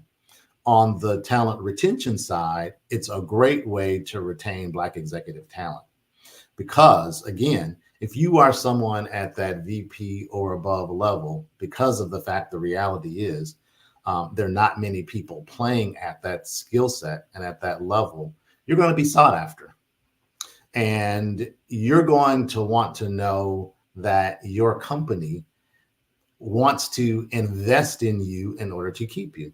And it becomes, for us, it becomes a great tool for the human resource organization, the DEI organization to use in order to retain top Black talent, saying that the company sees value in you and is willing to invest in you, just like it would invest in city leadership programs, whether that's, Leadership Atlanta or, Leadership Charlotte. So there's an investment quality for all of those programs, and the company is willing to make that investment.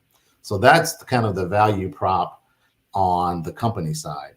The value prop on the employee side is we are giving many people an opportunity to sit on paid corporate boards that they unfortunately would not get in the United States, particularly if you're at the VP to SVP level.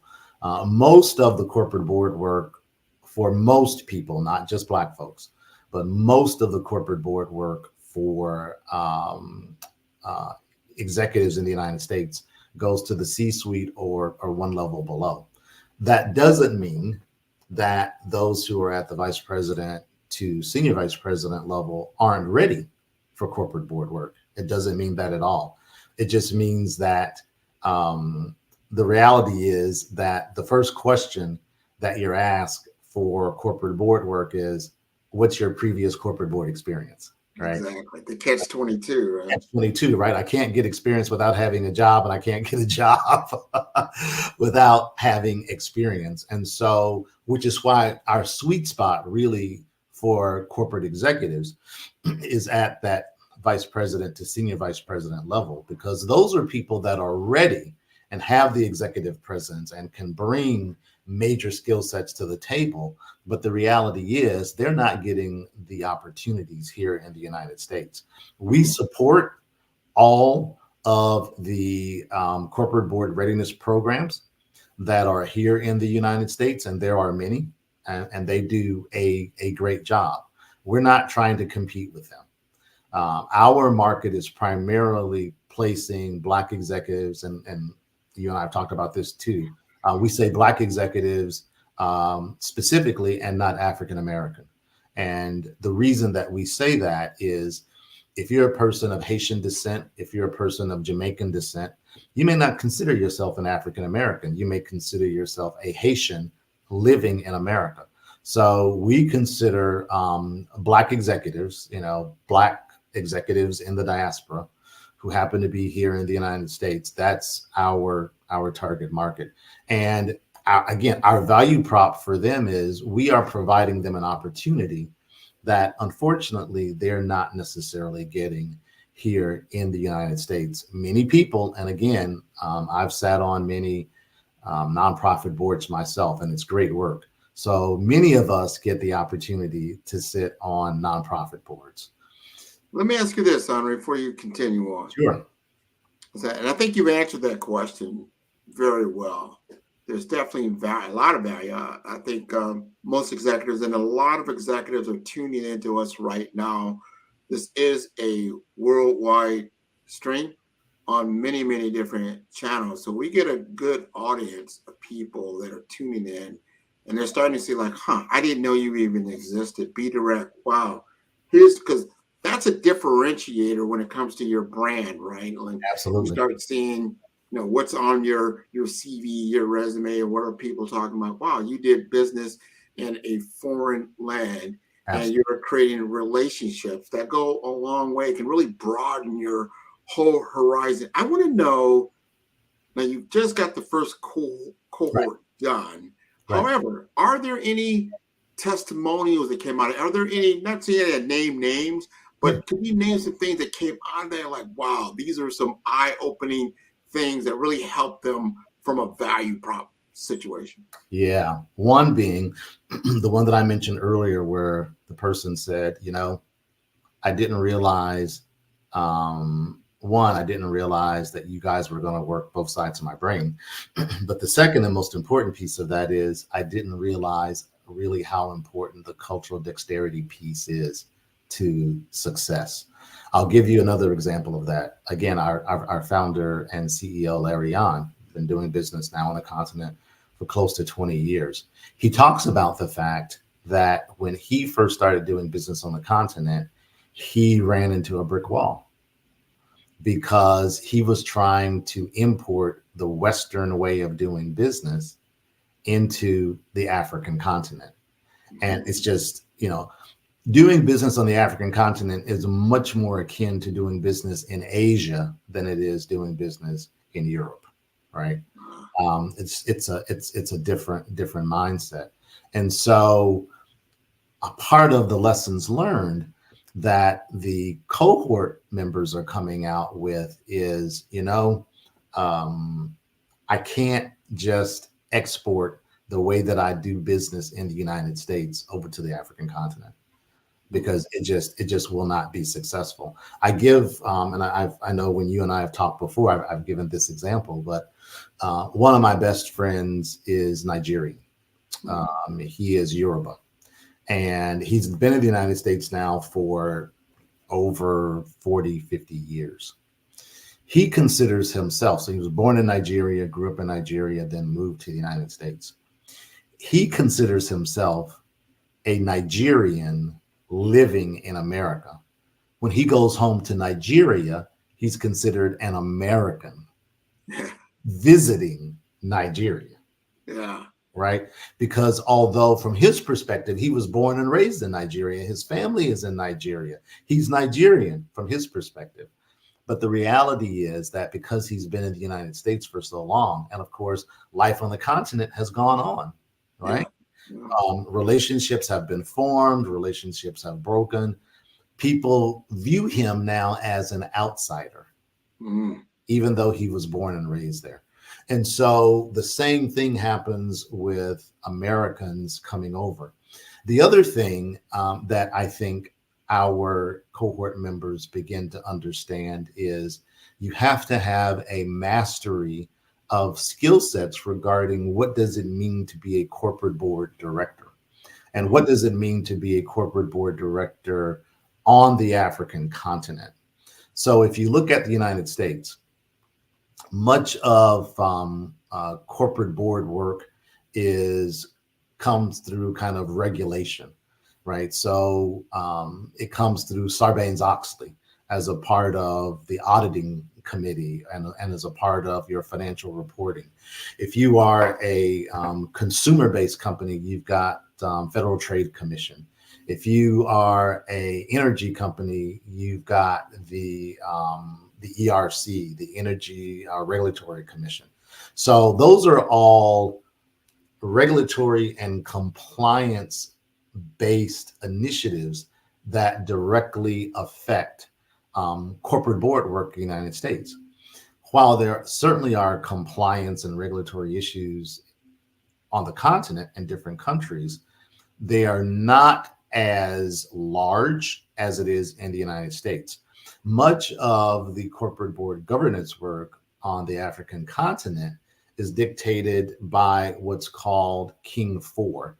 And the 4 is Roman numeral 4 because it's kind of the fourth generation of the King 4 methodology. And much of that is based on best practices. So it's taking best practices from the United States regarding corporate governance. It's taking best practices from the UK and from Europe regarding corporate governance work.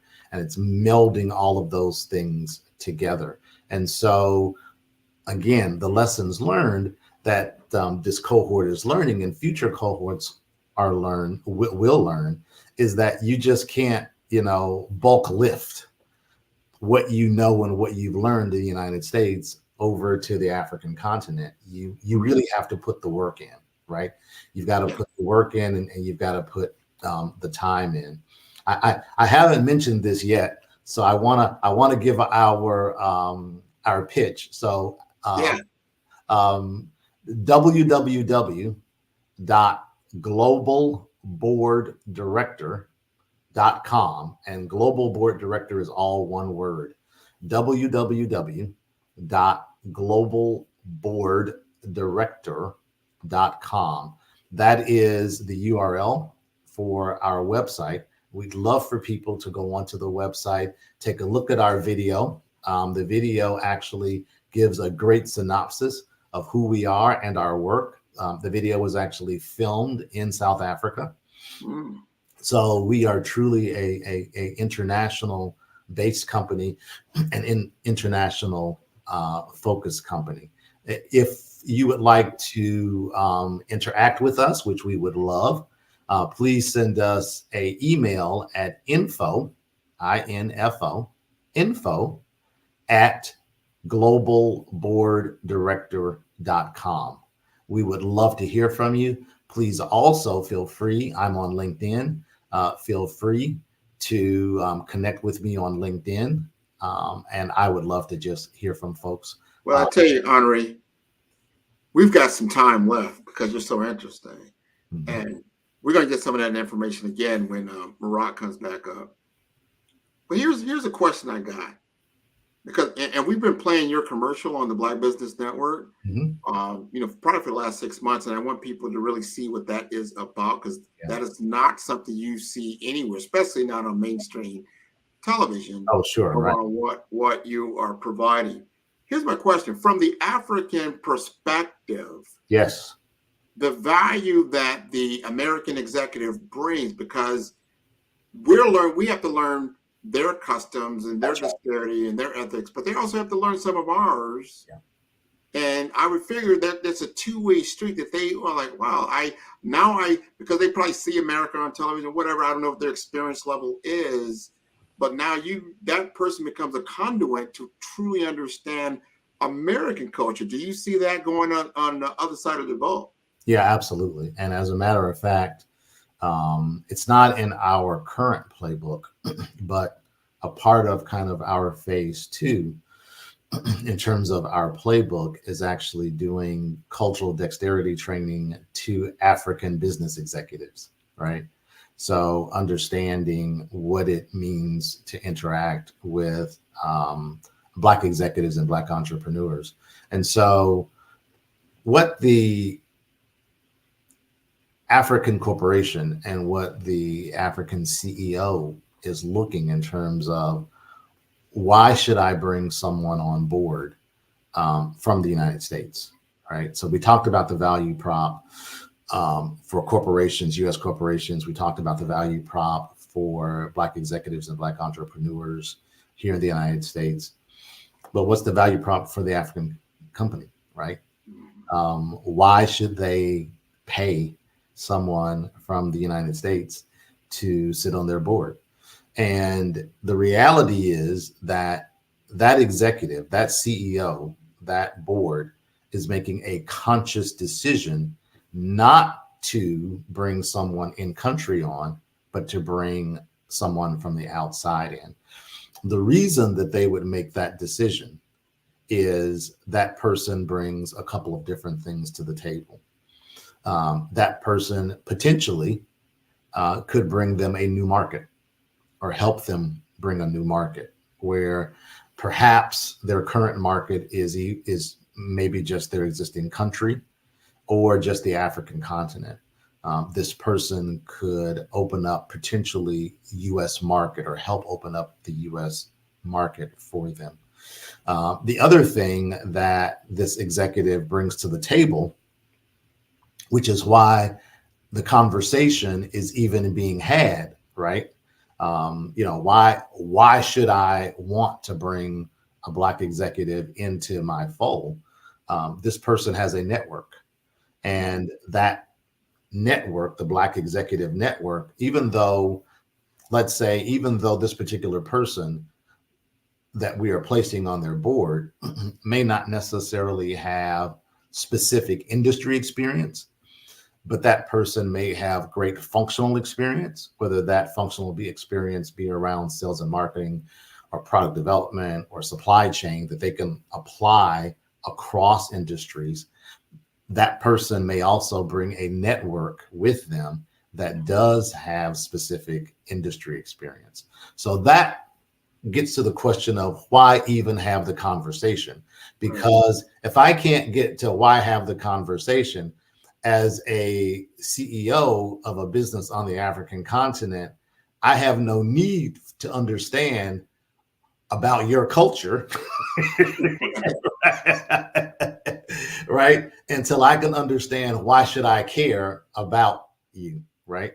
And so when we are having conversations with venture capitalists and private equity firms, we are positioning our candidates both from their industry experience, their functional experience, and their network. Now, it is important, to the point that you made before, that those African CEOs and their boards understand that there is a flip side of the coin. While the Black executive and Black entrepreneurs should spend time understanding the particular African culture, we also encourage the CEOs and their boards to really try to understand the American culture as well, and to really get to know the executive that they are bringing onto their board, so that their perception is not just what they see on television, which is obviously a skewed view of what America really is. And we've got a minute before Marak comes up. Help that audience understand these board makeup, because my understanding of a lot of the countries in Africa, they're made up, they're multicultural, like you alluded to, the Asian influence. So people are from, outside of country already. Some of these, major corporations are owned by people in Southeast Asia, or they can be owned by people in the Middle East.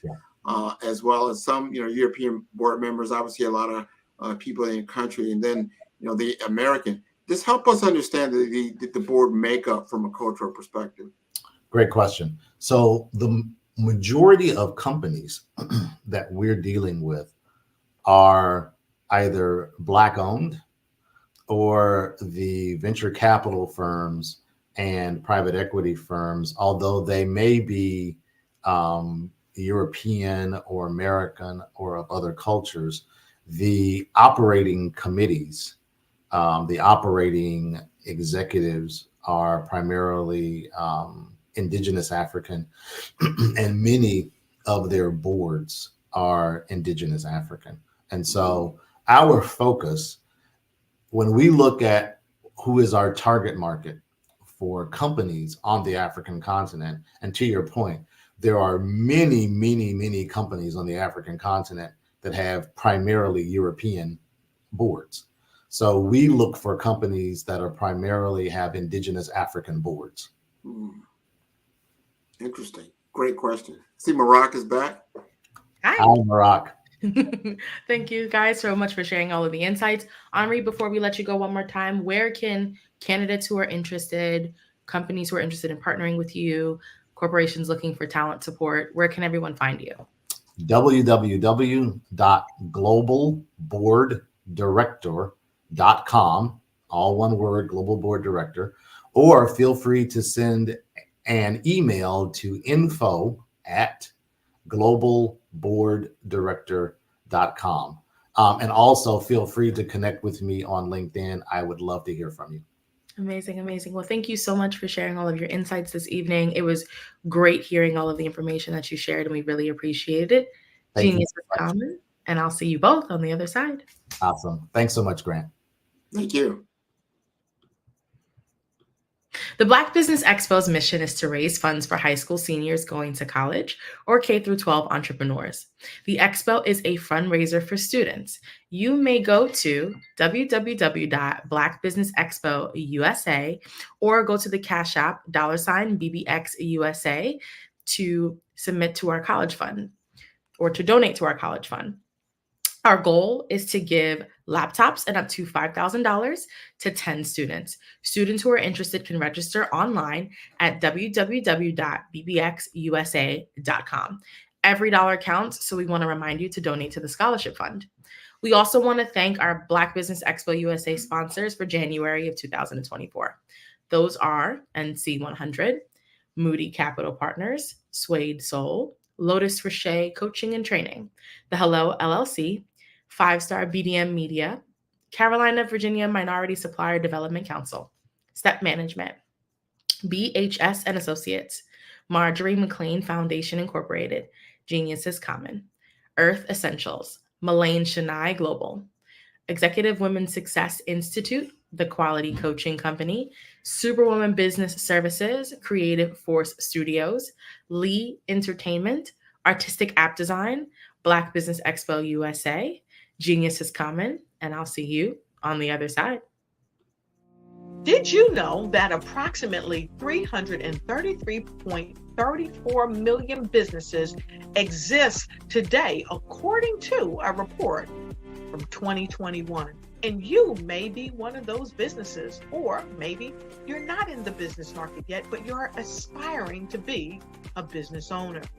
Well, guess what? You're in the right place at the right time. Because let's face it, everything is about timing and opportunity.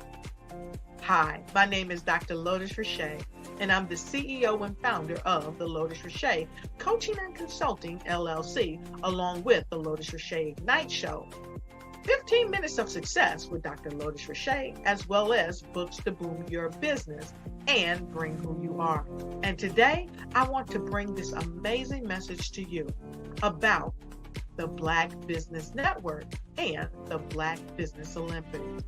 See, the Black Business Network and the Black Business Olympics is designed to help people just like you, that's right, that look like me, to take their business to the next level.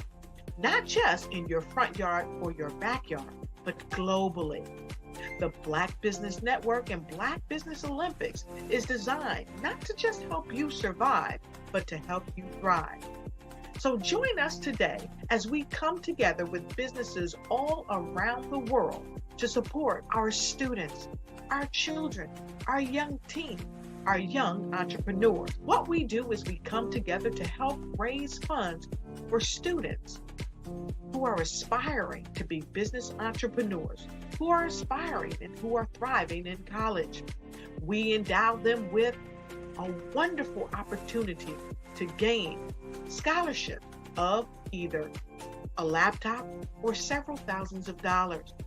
And we invite you to help be a contributor to this amazing opportunity to help someone that looks just like you. So join us today at our website and let us connect with you and help you ignite and take flight in every area of your life on the Black Business Network and the Black Business Olympics. I'll see you on the other side.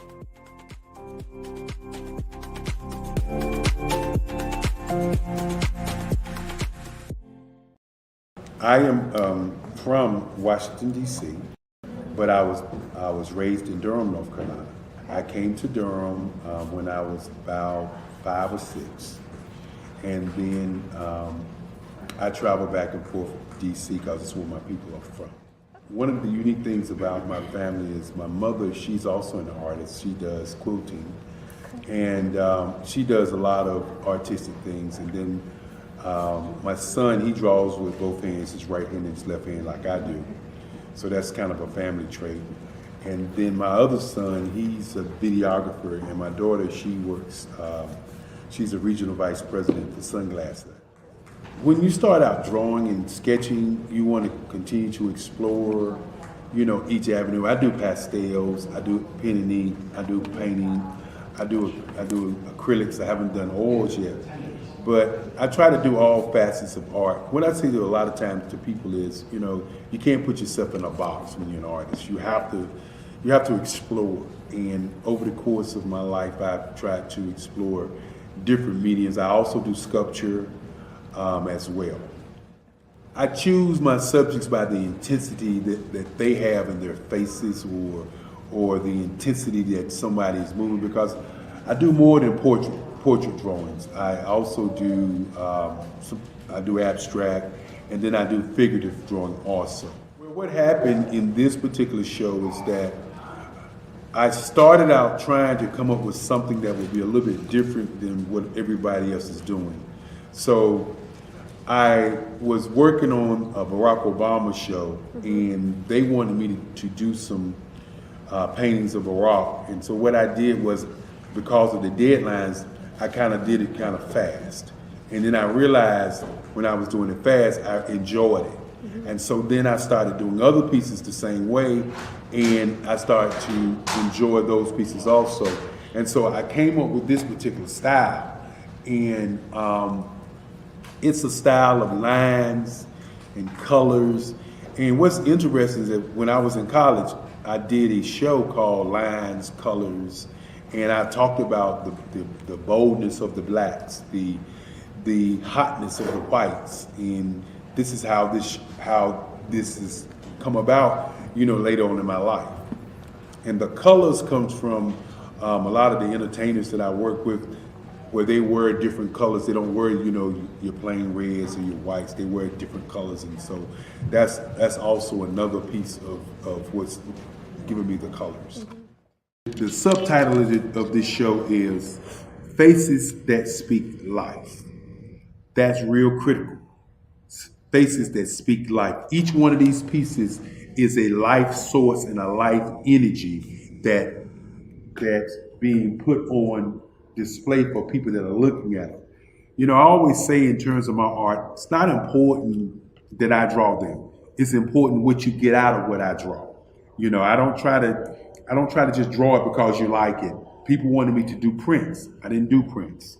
People asked me to do different people, but the people that I choose are people that make a difference in the lives of people in the world. So the human landscape idea was, again, as I said, the lines represent your emotions, it represents your ideas, and it represents your journey as a human being. And that's why you get the different pieces and the different looks.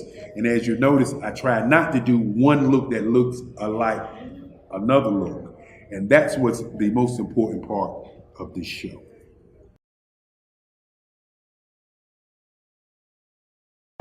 The Black Business Network and Black Business Olympics are essential platforms for Black business owners globally. They provide the tools and support you need to succeed in today's competitive marketplace.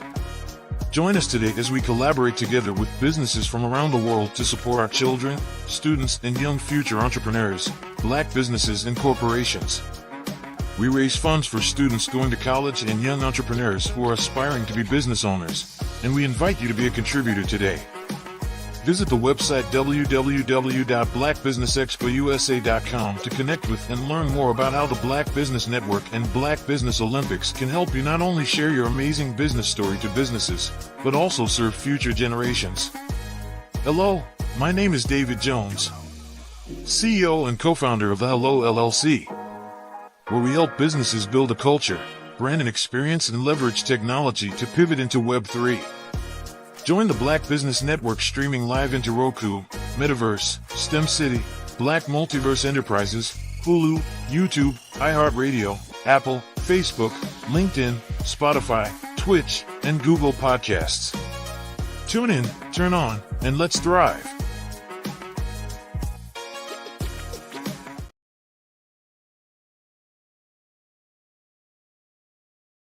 Are you a forward-thinking entrepreneur or business owner? The world is changing faster than ever, and it's time to pivot and adapt to the future. Hello LLC is here to help you do just that. Hello stands for helping enterprises leverage leading-edge optimizations. Our innovative solutions can streamline operations, reduce overhead costs, and give you a competitive edge in a market projected to reach $5 trillion by 2030. By pivoting to the metaverse, businesses can tap into a rapidly growing market that is projected to be a significant part of daily life for 25% of Americans by 2026. As a full digital metaverse agency, the Hello LLC can help you create custom solutions to streamline operations, increase productivity, reduce costs, and drive brand recognition. Why should you pivot to the metaverse with the Hello LLC? By leveraging cutting-edge technology, you can provide immersive experiences for your customers, expand your global reach, and unlock new revenue streams. Contact us today to make the pivot. Why do I do what I do? You know, my life coach asked me that a few years ago, and she said, Tony, what's your why? And I told her, and she said, girl, you've already accomplished that. Perhaps you need a new why. Hi, Tony Harris, Amy Hoydu with Say It Said Marketing, one of your students, and just wanted to say thank you, Tony Harris, for spending so much time with me and giving me that boost in my business that I so drastically needed.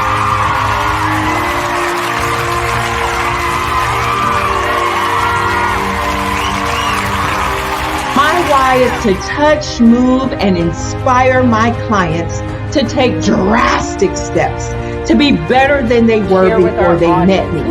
I'm a resource. I'm a connector.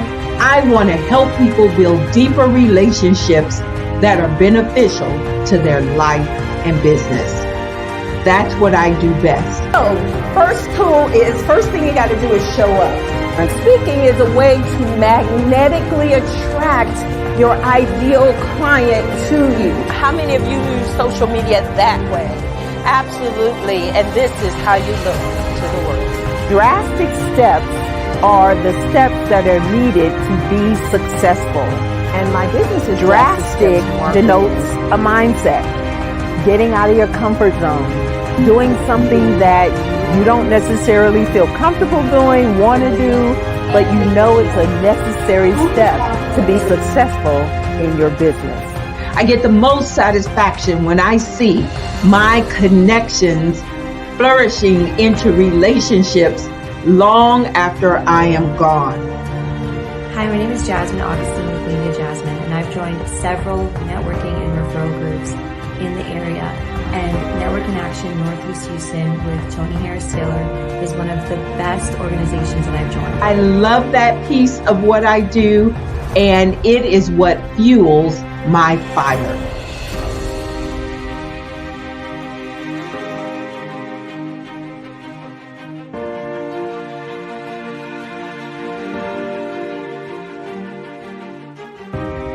My name is Tony Harris Taylor, saying take a drastic step today for a fantastic tomorrow.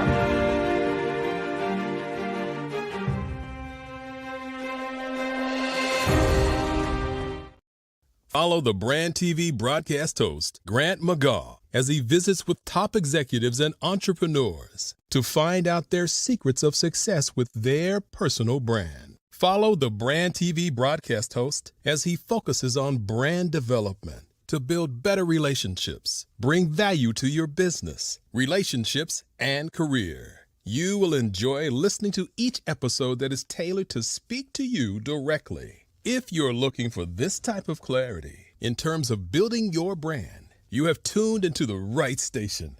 Each episode will help you to shape a conversation in the 5-star BDM network of 20,000 professionals and become a springboard for your corporate engagement and business opportunities. Each guest will frame their story in the areas of personal branding, business development, career development, financial empowerment, and technology innovation. Grant McGaugh explains why he is the CEO and owner of his own professional career. Grant is an accomplished business leader and entrepreneur who wants to give back to individuals to grow their personal brand strategy. Tune in as he weaves his story about new possibilities, while to you exceed expectations. If you love storytelling, this show will make for fun. Social media is evolving. It's more vibrant, more colorful, more energetic, and so are you. It's not just photos anymore. It's video, it's audio, it's subscriptions. And now there's Fanbase, a new monetized social network. Fanbase delivers the complete native app experience with full content monetization for every user. No algorithms that shadow ban your engagement or growth, and no ads. Follow anyone for free and subscribe directly to your favorite creators for $4.99 a month. Plus, show some love by tipping on any post. Also, make a Fanbase page and monetize your content the same way. Finally, connect with your followers by posting the amazing content you already create. And now, get paid for it. It's time to energize and monetize, because everyone's a fan of something and everyone has a fan base.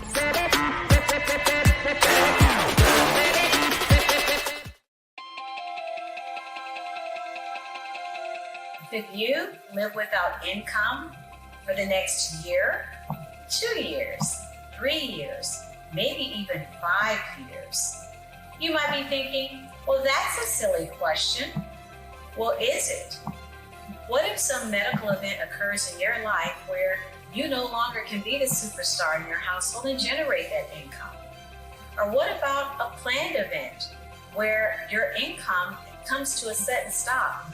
Perhaps your employment has been terminated or your business has ceased operating. Are you prepared with a backup financial income? Or what about those voluntary events in life where you decide it's time to disconnect, perhaps retire, stop working? Do you have a backup income plan or something in place?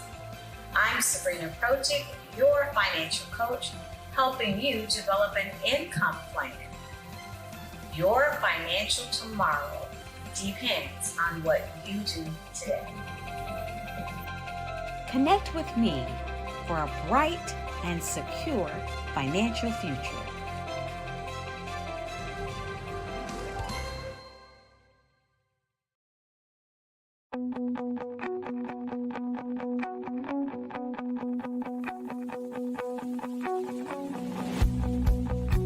I am Black Business. From the moment I wake until the time I sleep. Yes, I am Black Business. I am Black Business.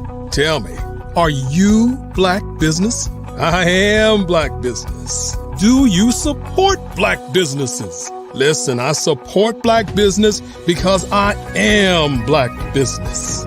Black Business Expo, one of the largest business showcases in the history of Black business in the world. The world! Sign up today at www.blackbusinessexpousa.com or call 919-308-9090. I am Black Business.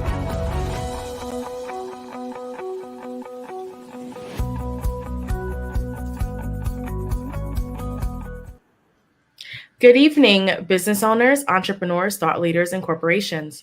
Welcome to the Black Business Network. My name is Marak Hicks, and I'm your business moderator for this evening on the Black Business Network.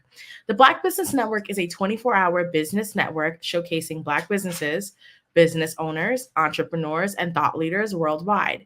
We have speakers from North Carolina, London, Singapore, Africa, Japan, and cities all over the United States. The Black Business Network is a global community sharing its business knowledge to empower, inspire, and educate businesses about business. Our next speaker this evening is Renika Weston. Renika is a certified keynote speaker and an executive coach who is eager to show up every day to support leaders at all levels to be the best version of themselves. She is passionate about helping leaders thrive during the chaos and change and empowering underrepresented professionals who may be struggling to contribute their own opinions and ideas. Renika offers insights from 25 years of experience with small and mid-sized and Fortune 500 companies. Renika has led operations, sales, and talent management initiatives at Chubb Insurance Groups, Eli Lilly, AstraZeneca, and United Therapeutics. As an executive coach, she has supported leaders in various industries such as tech, healthcare, media, insurance, accounting, trade associations, nonprofits, and a national union. She is a proud Rattler and received her BA from the School of Business at Florida A&M University and went on to get her master's in strategic communication and leadership from Seton Hall. She is a SHRM, Senior Human Resource Management, SCP certified professional, and a PCC certified coach, and she has completed her coaching and training at the Institute for Transformational Leadership at Georgetown University. As a keynote speaker, Renika draws from various leadership concepts and coaching models. She talks about self-imposed limitations, changing the narrative to become more effective, and equipping audiences to go beyond their self-imposed limitations. Renika believes leaders must understand the ways people think, feel, and make meaning of the world because everything in it is constantly changing and evolving over time. She has been described as a dynamic storyteller, connecting to the hearts and the minds of others. Her goal for 2024 and beyond is to help people find clarity by disrupting their thought patterns, pushing through discomfort with courage, self-awareness, exploration, reflection, partnership, and a conscious commitment to growth. I introduce to you Renika Weston. Hi. Thank you. Hello. That was a mouthful. You know, when you ask for bios, it's like they'll put a one line, you know, if I were famous, you know, like if you just said, you know, here is our former president, right? I don't have to say anything. People know who you are, right? And then there are people who you might say they were on American Race, right? The Great American Race. And people are like, oh, I know what it is. So when you are like me and you have to just come in surprise and delight, sometimes you give too much. So as you were reading that, I just kind of chuckled a little bit. But thank you for that introduction. You are welcome. Thank you so much for being here this evening with us. So wanted to get started. Tell us a little bit about your business and how you kind of got your start. You've worked in a number of industries. Kind of walk us through what led you to decide to branch off and start a business for yourself. Oh, well, so I combined the little engine that could, which is like, I think I can with a bucket list. And most of mine has been work related. And so most of my career has been in the biotech and pharmaceutical space. Started out carrying a bag when no one that looked like me was doing that. So I don't want to date myself. But when I say look like me, meaning that they were pharmacists, they had on white jackets. And so most of the individuals in that space were white males.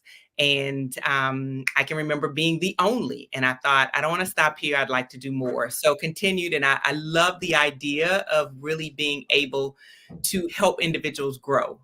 And so I can remember my first promotion was a sales leader. And I kept thinking, if these people go on and do great things, I might get to work for them one day. And so then I continued to say, I want to do a little bit more than that, moved in the learning and development space. So moved from a couple of different companies, being able to do that, and landed in HR. And I loved HR. My challenge with HR was the strategic nature of it. I had come from the business space where all we did was think about quarterly goals. And so I learned a lot from my HR colleagues, and they learned a lot from me. And every time I would get mad at work, and this is just a little piece of advice I say to people, you can do a lot of things when you get mad. But when I get mad, I go back to school, right? I go back and get a certification. I go back and get some education on them, because I know one day I'll leave. And so if I'm better than when I started there, I'll be more marketable. So the last time I got upset about something probably trivial, decided that I wanted to go back and pursue my executive coaching certification. And one of the reasons that I went to Georgetown was because I knew my company would pay for it, right? So it wasn't, I had no slight to any other coaching, but it was an executive leadership program. And so I brought a lot of those concepts back into the organization. And I kept thinking, I think I want to be a king and queen maker. That's what I think I want to do. Like I've run this race. I enjoy being in this space, but that's what I want to do. And so coached and facilitated for a while, and I'd never been on my own, had my own business, and decided I wanted to do that. And then I got this bug to say, I can only do so much one-on-one coaching, and I love that work. I can only do so much facilitating. But if I stand on a stage and there are more people out there, I can get my message out to many. So that has been my road from corporate space all the way to stages doing keynote speaking. Got it. Grant, I'm stealing your thunder. I was just really excited to talk to her. I'm listening. I am listening. This has been wonderful. This is how you do it. All righty. Well, Jeannie's comment. I'll see you both on the other side. All right. Most welcome. Most welcome. You are my buddy. We talk like twice a week, right? We are. We see each other virtually. It's funny, when you see a picture of someone, or you hear their thoughts, as we do oftentimes as we connect via on LinkedIn, you feel like you really know the person. So it's good to see you again virtually. And again, I do feel like I know you well. Well, we do, but it gives you that completion, right? You cannot be complete. I want our artists to understand the difference between a virtual meeting, let's say, and then that one-on-one type meeting, or at least that visual representation.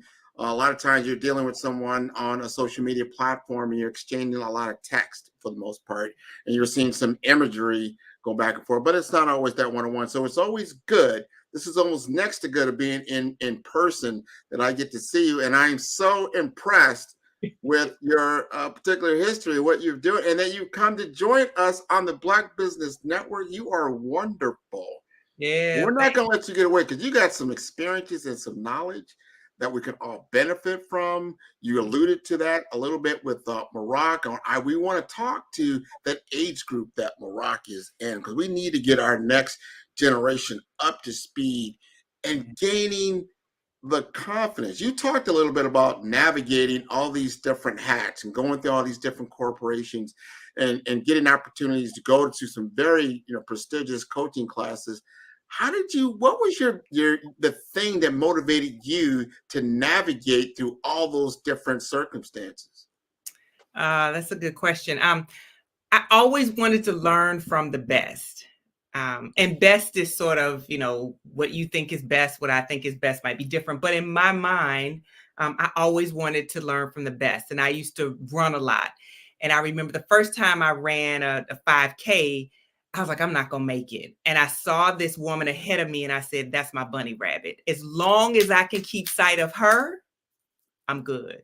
And so I've always had in everything that I do, from it be, when I worked in corporate to now working for myself, I always pick someone, or it could be a community of folks, and I say, that's my bunny rabbit. As long as I'm tracking with them, learning from them, and community with them, then things will work well. And I've always believed that the truth hurts once and lies hurt over and over again. So I'm consistently asking people for feedback, feed forward, or whatever you want to call it, just trying to figure out how to sort of better myself. I only get so many days on this earth, and while I'm here, I gotta do the thing while I'm here. Oh, you've been doing the thing, and I applaud you for a lot of your efforts. I want you to help us describe your coaching program. You've done a lot of different things. I see you've done a lot around, DE&I, but you're really honing in on some things now that really, I think it's accentuating your passion. Talk to us more about your coaching program.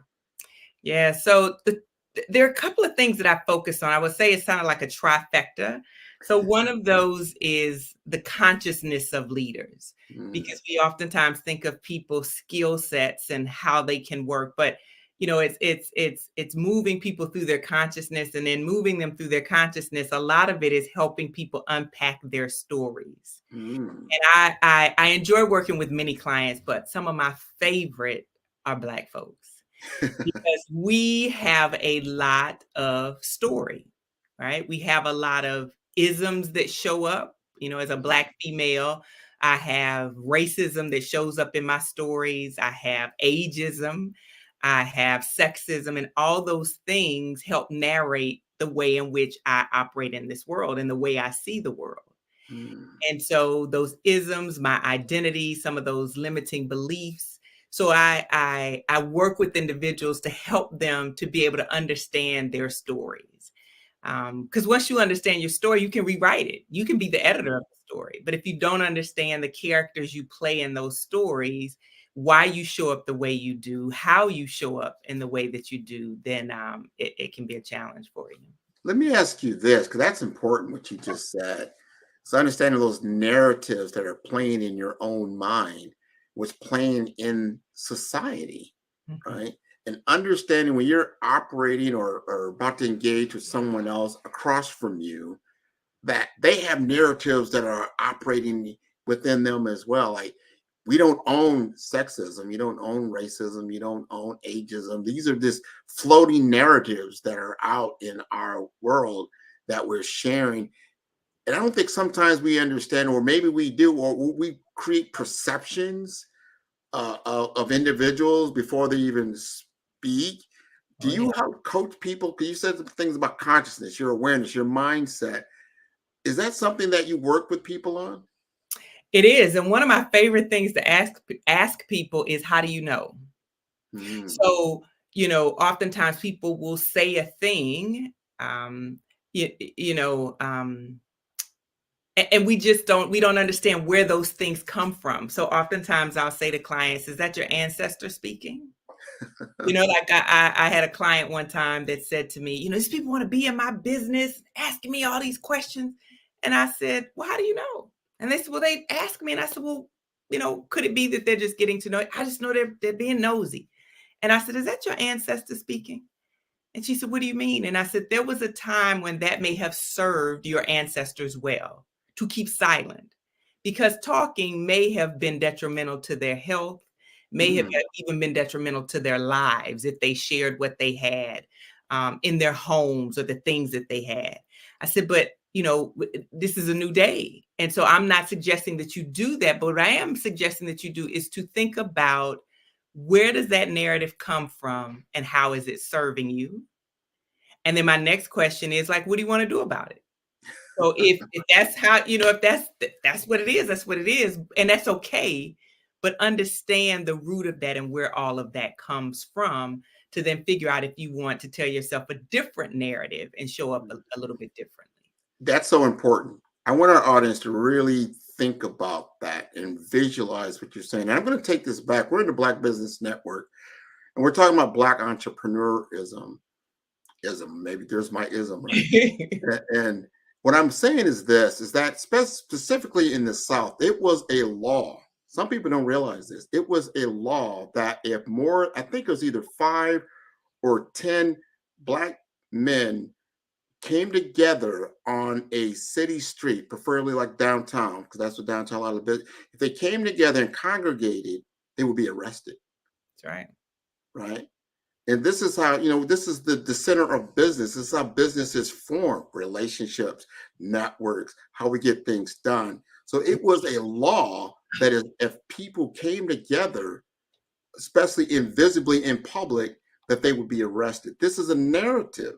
This was a fact of the law. Yeah. But remember, that was your grandfather's experience that gets handed down. So when we start to think about why certain groups of people, especially like Black people, Black Americans, always kind of like go individually instead of as a team, as a culture, some of that narrative may have come from the past. Would you agree with that? I would definitely agree with that. There are so many things and ways that we show up and we don't even realize that has been told to us. I'll say this and then I got to find I thought my thing was powered up, but it's not. The whole notion of lean in. So there was a lot of leaning in and leaning in. And it's difficult, again, that same narrative for me to lean in when I can hear my grandmother in Lake City, Florida, again saying, don't tell the people your business. Don't tell the people how can I lean in when I am listening to what she has said to me? How can I lean in when, I can remember interviewing for a position and there were rumblings that they needed someone Black. They didn't have a Black regional director. And so if the story that I'm telling myself is they're only hiring me or they're only bringing me in for this interview because they need a Black female, that's a narrative that's going to show up when I'm sitting there in that interview. Can't help but show up. Yeah. Man, see, now we're getting into some real discussion. You want to talk about it? Let's talk about it, right? Let's talk about it. It's unpacking your inner self, but unpacking, and I've seen this narrative play out over the last year or more and more. And then we're starting, and I love what Dr. Kelly's done around getting this network going, because the narrative that I saw, and I really was getting upset about it. Every night I turn on the news to get what happened in the community. Every single night, there's a narrative around a young Black man in trouble. Yes. Every night. Yes.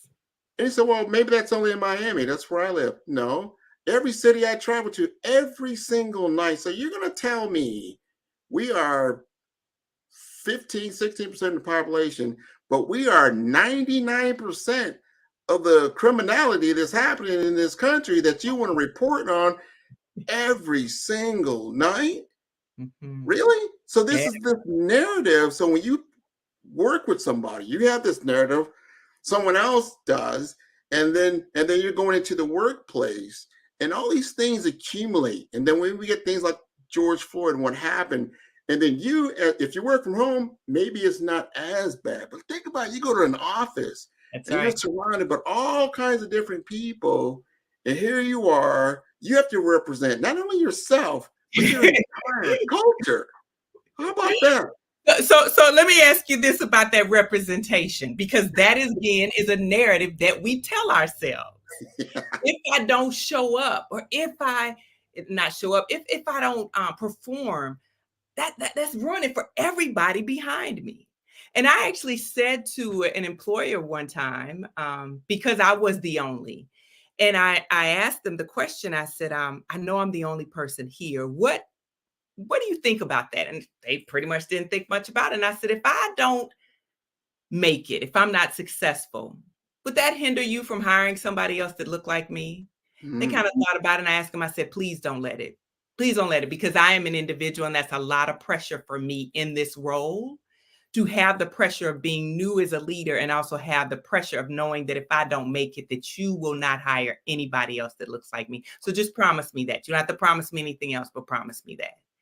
And they were shocked a bit and said, okay. And in that moment, whether they made good on it or not, I could breathe. I could be Renika and show up and do the things that I needed to do, versus having the weight of my people on my shoulder with every decision that I made.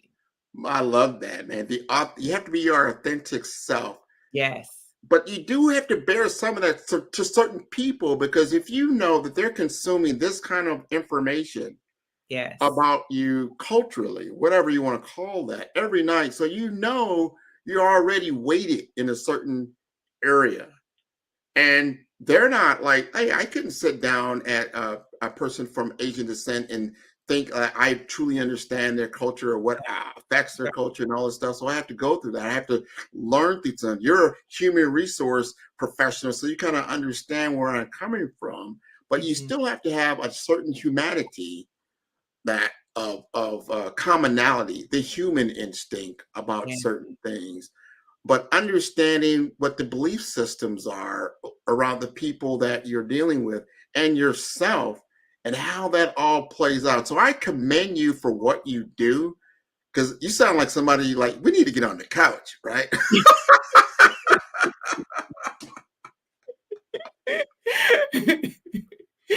I am a connoisseur of people, specifically Black people. I study people and I study people's stories, because to your point, a lot of organizations, they want to do this cultural sensitivity training and all of that. Well, if I were on my street that I live on today, right, there might be my family, it's a Black family. The next family might have different cultures in there. They may look Black, but they may not be African American. The next family might be something else. Each of those families has a commonality. We live on the same street.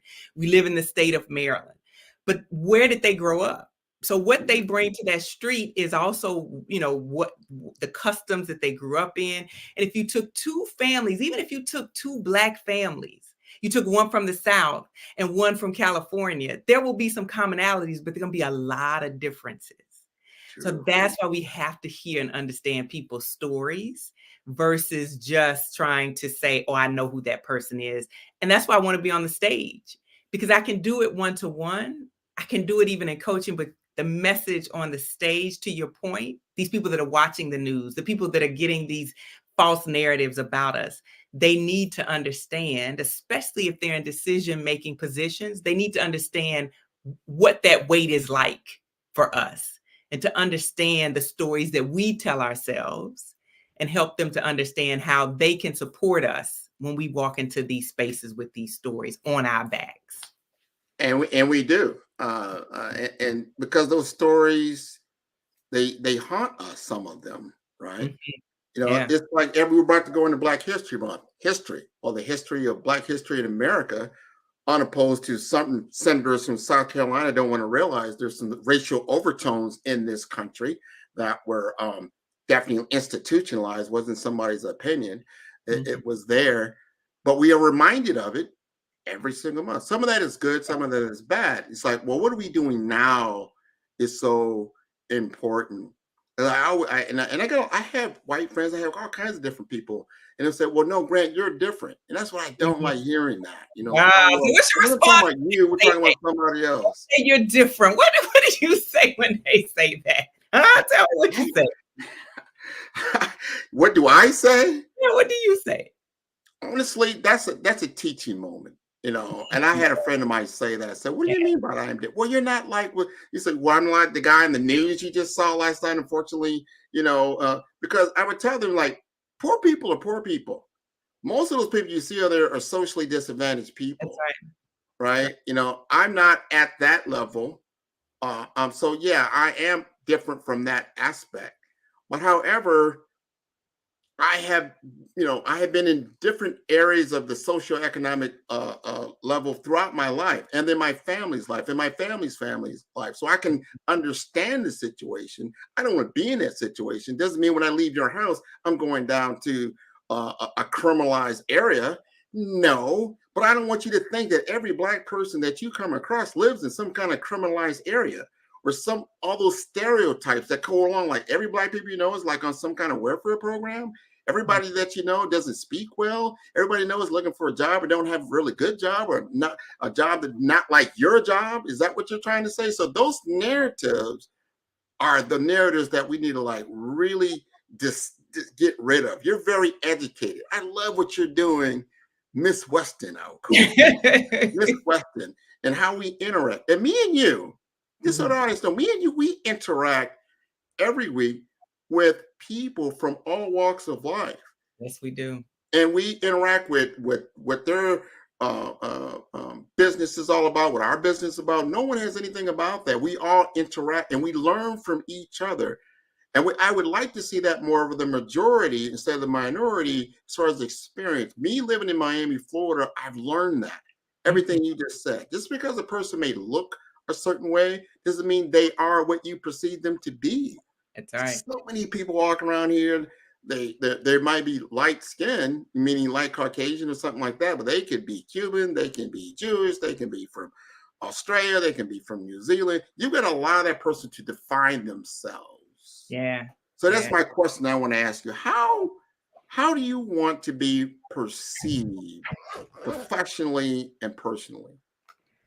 I want to be perceived as a Black woman because my lived experiences are as a Black woman. You know, I tell people that I have Southern roots and Midwestern limbs. So I'm from the South. So the way that I see the world and the accent that you hear is the South. So first and foremost, I want to be perceived as a Black woman. I don't shy away from that. That is who I am. But I also want to be thought of as someone who's a professional who brings a bit of experience and one that is very curious, because I am a very, that's just who I am. And I think that's enough. Once people meet me, they can figure out who they want me to be or what they think I am. But those are the things that define who I am. Curiosity. I got to say a mother, because my son, if he watches this, he says, you didn't even say you were a mom. Yeah. So those will be the things that are important. Yeah. Well, let me ask you this, and I hear this a lot. And, you probably heard it, imposter syndrome. And I want to define it a little bit. Meaning, can you be your authentic self in your work environment, or do you have to assume a role that then you have to come in and out of during certain parts of the day? Oh, great. I've got to charge this right here, but I'm going to answer this question because I have got to answer this question. So I'll talk as I'm plugging this in. I don't know why I get a different charger, but so the question is, can you be your authentic self? Yeah.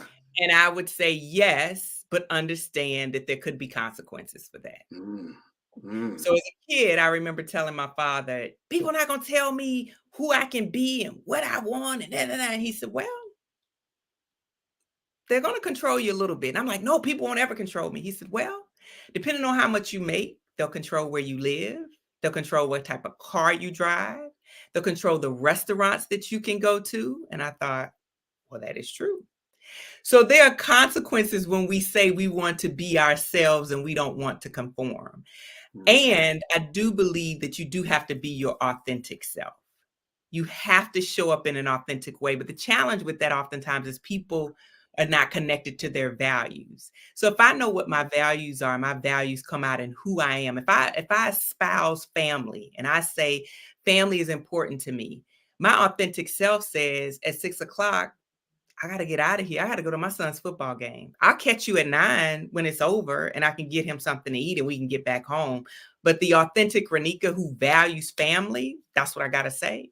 If I left the company because of my values. I didn't realize it at the time, but they said that they valued creativity. That was part of their mission statement and all of this.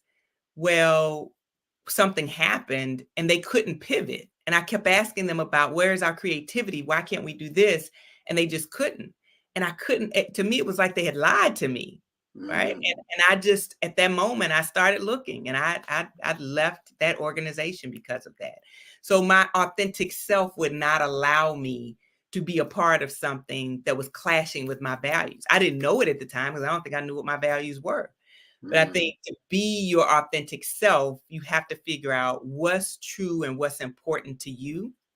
And once you figure that out, it's like a freedom that nobody can take away. They just can't. Do you feel that? I feel Marak is listening. I feel Marak need to come on camera. I want her to join this conversation because I think it's so important that our generations get an understanding, because I've heard it so much from our 20-year-olds or 30-year-olds, or I see a lot of they're throwing a lot of excuses of why this didn't happen or why that didn't happen, or it was them, it wasn't me. It's a fine line of things you have to understand, but you have to be grounded, is what I heard. Grounded. And so, Rock, I want you to join this. Have you been listening? I have been listening. Don't tempt me with a good time. As soon as I heard my name, it popped up.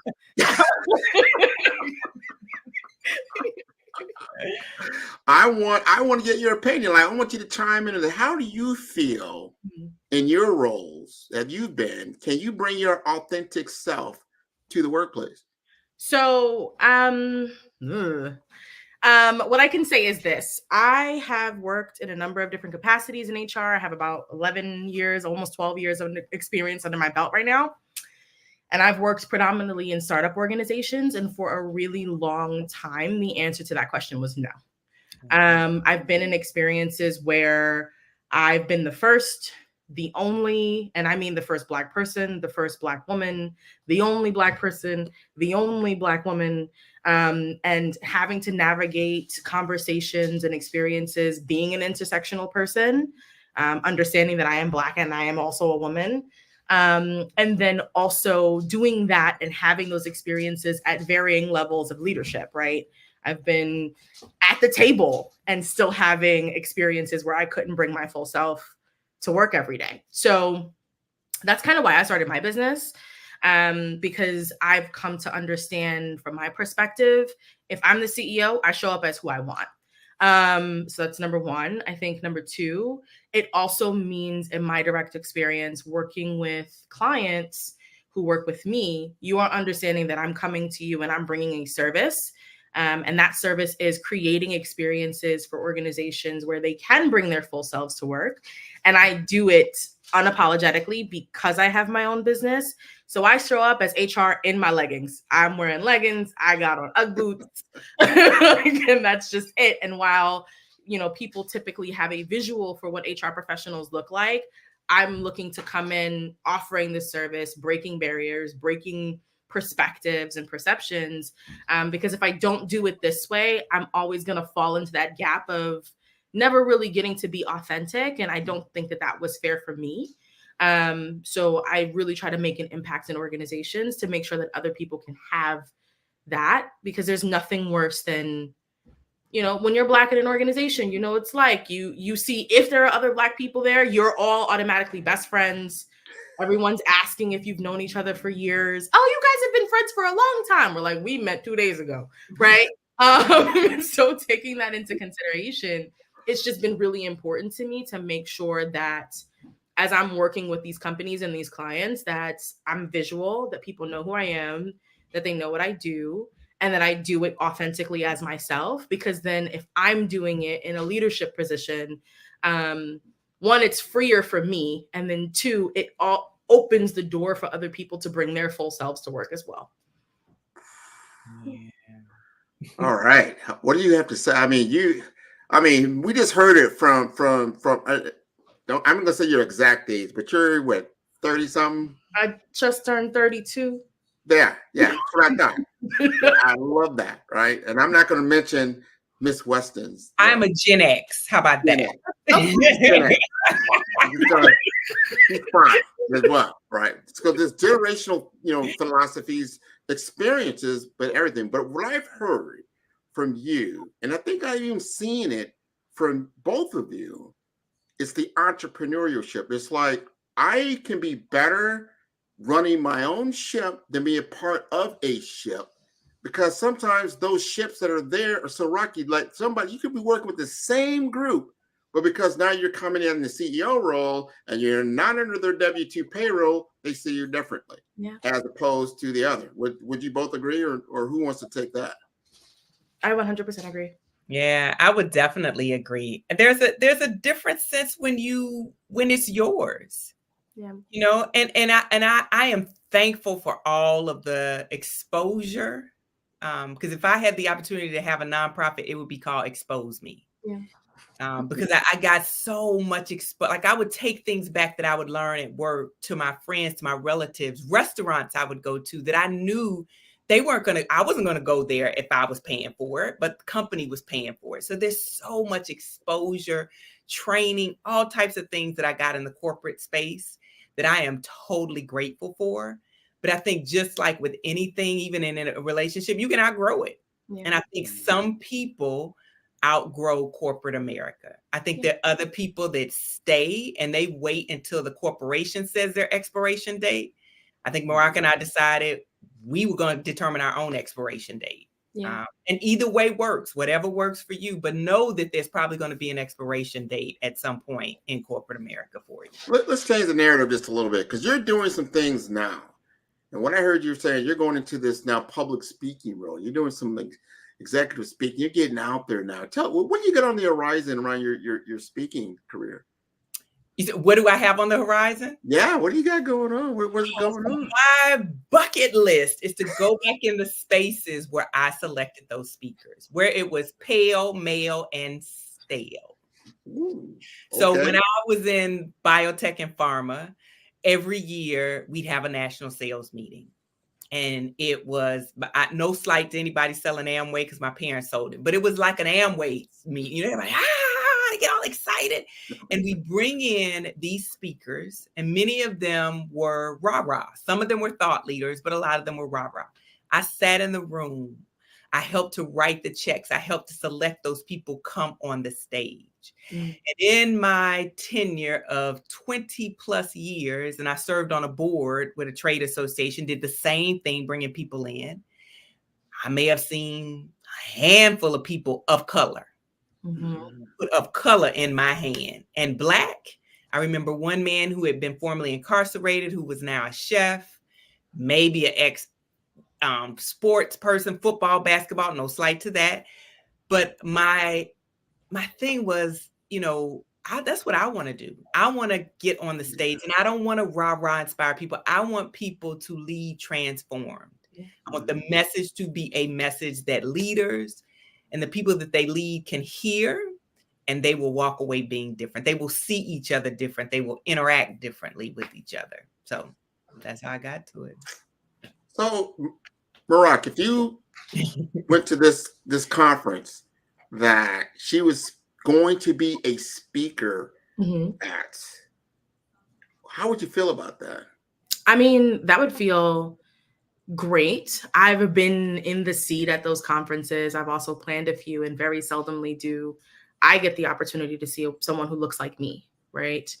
In a professional environment, leading a conversation, a discussion, a thought, a topic to kind of rev up a team or to really transform a perspective. That doesn't happen often.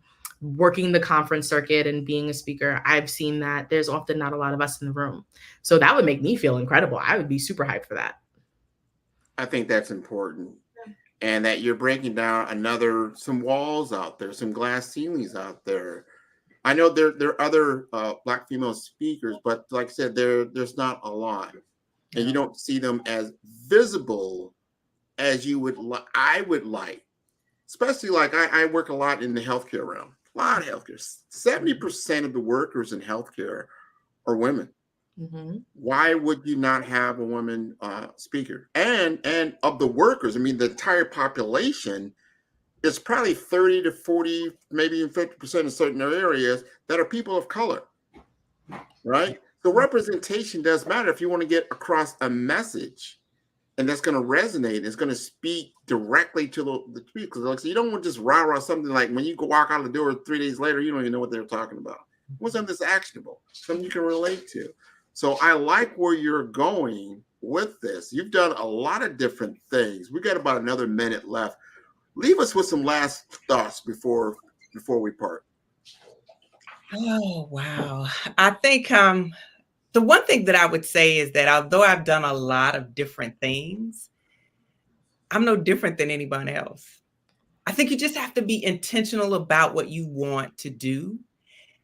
You have to think about, what do you want your legacy to be? Oftentimes we think about, what are they going to say at my funeral? What will be on my tombstone? It's like, what do you want your legacy to be? And when I lay down the rest, I want to say that I have tried it all. So the next thing is a book, right? Everybody's like, oh, I want to write a book. I want to write a book. I'm like, it's enough books on the shelf. And I think her name is Lovey Jones. I was at a conference at the Executive Leadership Council. And she said, she gave a percentage of the number of authors that are white males. And one of the things that I thought about is there are rarely any business books written by women. Brene Brown, EQI, I can't think of the woman's name now because time, is on my, I'm like, but there's probably 3 or 4 books, business books that people refer to that are written by women. Black women, nothing out there. Nothing out there that makes the top list for Black women. And so I am in the lab right now. I love fables. And so I would love to write a fable. When you think about 5 dysfunctions of a team, it's a fable. There are a lot of fables that are out there, the business books. So because I love fables, I love to tell stories. I'm in the lab trying to figure that out too. Awesome. Before we leave you, I'm sure Mark is going to ask you this. How do we get in touch with you? Yep.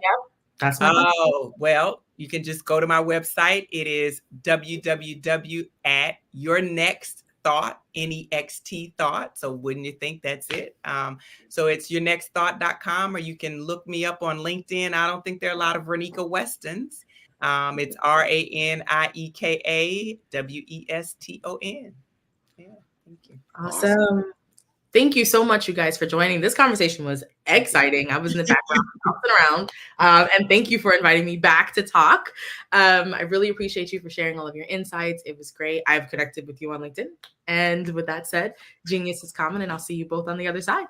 All right. Have a great evening. Good night. Good night.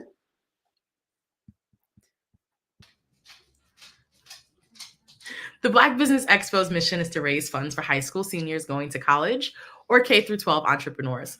The Expo is a fundraiser for students. You may go to www.blackbusinessexpousa.com to donate to the scholarship fund, or use the Cash App floating on the screen, $BBXUSA.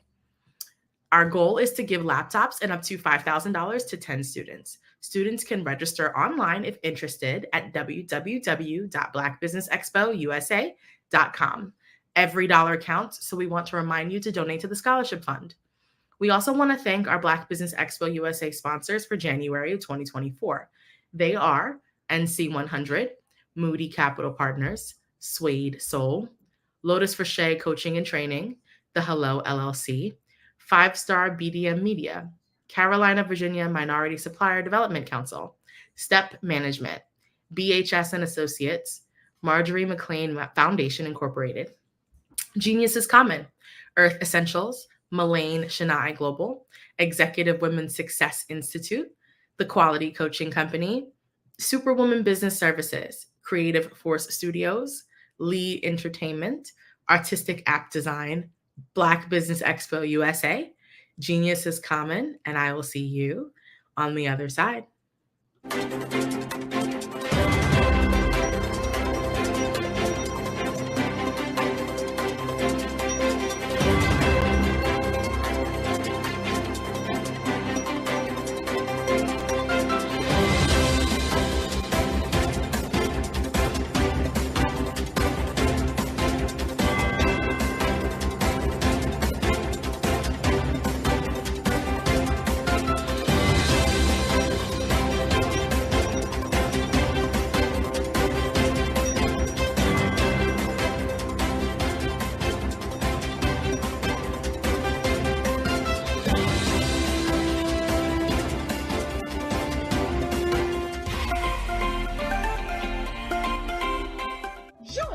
Dr. Eric Kelly III and a host of phenomenal speakers from all around the globe for this 7-day virtual event that you don't want to miss. The mission of the Black Business Expo is to raise scholarship money from kids all the way from high school all the way from college. The Black Business Olympics is one of the largest Black business showcases in the world. It is an opportunity for businesses and companies to showcase their businesses globally. we are going to be giving away laptops up to $5,000 away to students. Again, I'm Olivia Appleberry, the founder of 2 Cents Finance and one of the speakers for the expo. I am so excited to see you there. For more info, go to www.blackbusinessexpousa.com or call 919-308-9090 and hope to see you there.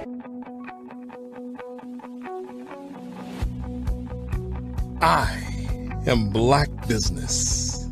From the moment I wake until the time I sleep. Yes, I am Black Business.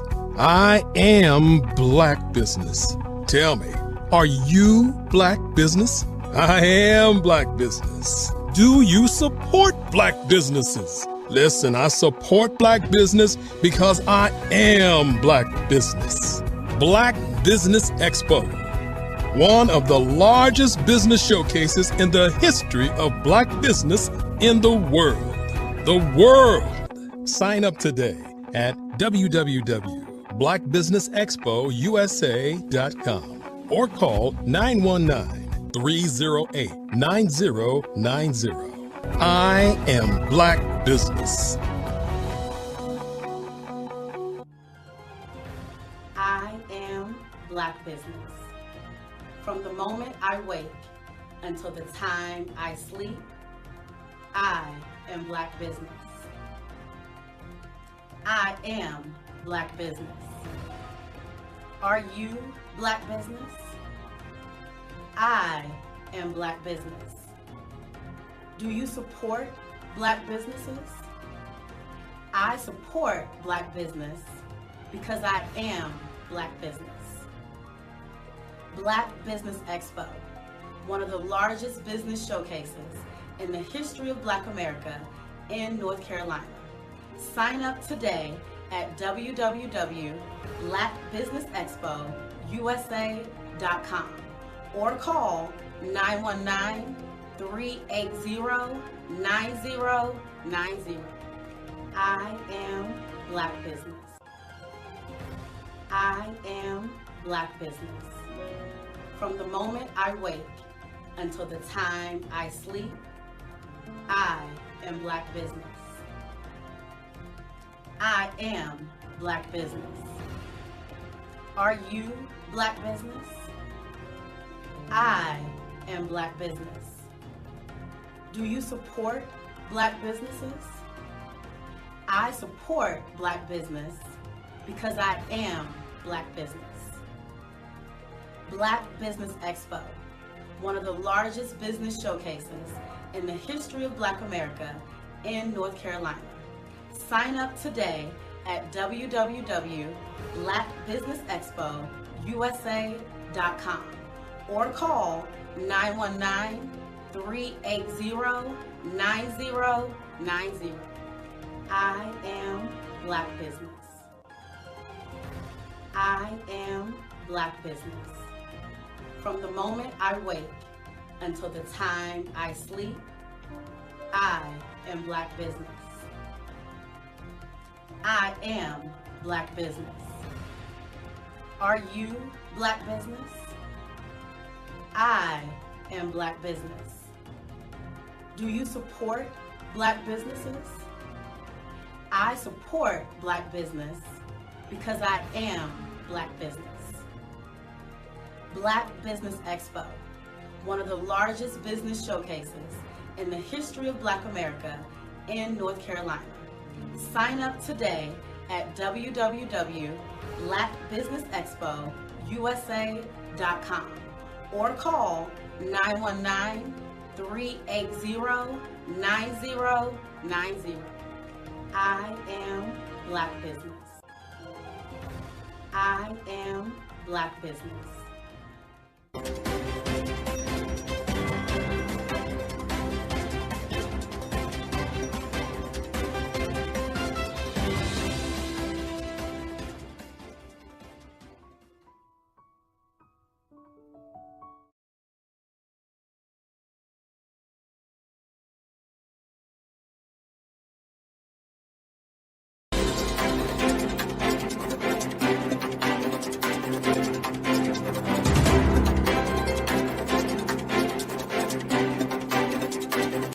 like you to imagine with me, if you will, opening an app where you can collaborate with like-minded individuals from around the world, get inspiration and in-app tools to launch and grow your business, as well as share your knowledge and earn compensation, all in one app. Well, the name of that app is Truso, short for Truly Social. Hi, I'm Matthew Newman, the founder and CEO of Truso. A new concept in social media, Truso is designed from the ground up to be a platform that's both social and empowering for all its users. How exactly do we do that? I'm glad you asked. First, Truso brings the world together via video. Psychologists assert that video provides a significantly more effective connection than audio only. When you enter a community on Truso, you're face to face. Second, on Truso, you don't have to have 1 million followers to monetize.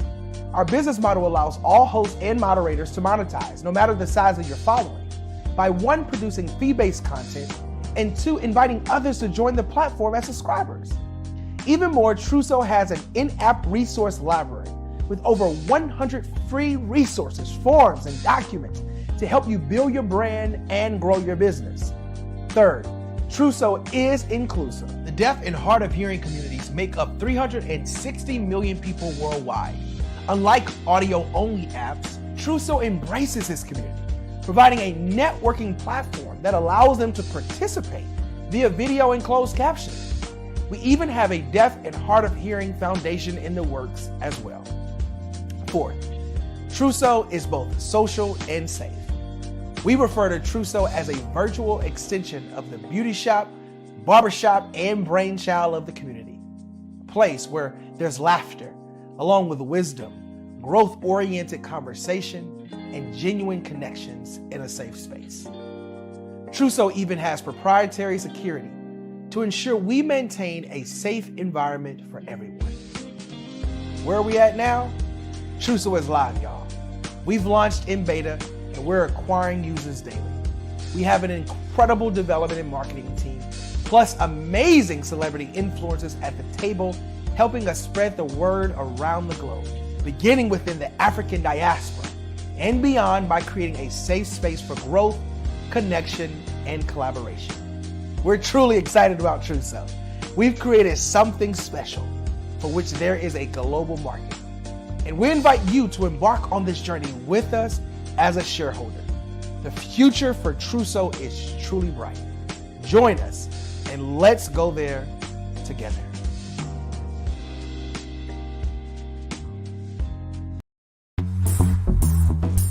Attention all entrepreneurs and companies. Are you looking for reliable and efficient virtual assistants and back office support to help you manage your business tasks? Look no further than Superwoman Business Services. Our team of virtual assistants provides a full range of administrative support services, including operations management, social media marketing, and much more. We also offer website design services to help you create a professional online presence that reflects your unique brand. In addition to administrative support and website design, we offer business development and structuring services to help you grow your business and achieve your goals. We'll work closely with you to identify areas of improvement and develop a customized plan to help you reach your full potential. At Superwoman Business Services, we understand that running a business can be overwhelming and time-consuming. That's why we're here to help you fly high and achieve success. Our virtual assistants are highly skilled, experienced, and dedicated to providing you with the support you need to thrive. Come fly with us and take your business to new heights. Let us help you become the superhero entrepreneur you are meant to be.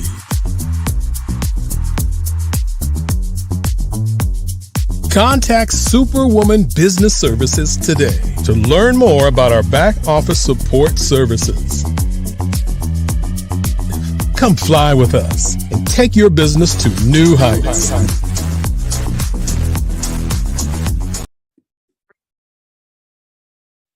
Hello, I'm Dr. Madeline Ann Lewis, President and CEO of the Executive Women's Success Institute. And my genius is helping women accelerate the path to success. You know, I was blessed to have strong women in my life who encouraged, motivated, and pushed me to do my best and to never even think about giving up on my dreams. So I say to women, we must show up to rise up. We have talents and potential, but who will see them if we don't speak up and get noticed? I know that women are a tremendous resource on this planet, and there is nothing more fulfilling than helping a woman tap into her full potential. I do this because I want to be a part of helping as many women as I can to show up, to rise up. I do this because genius is common.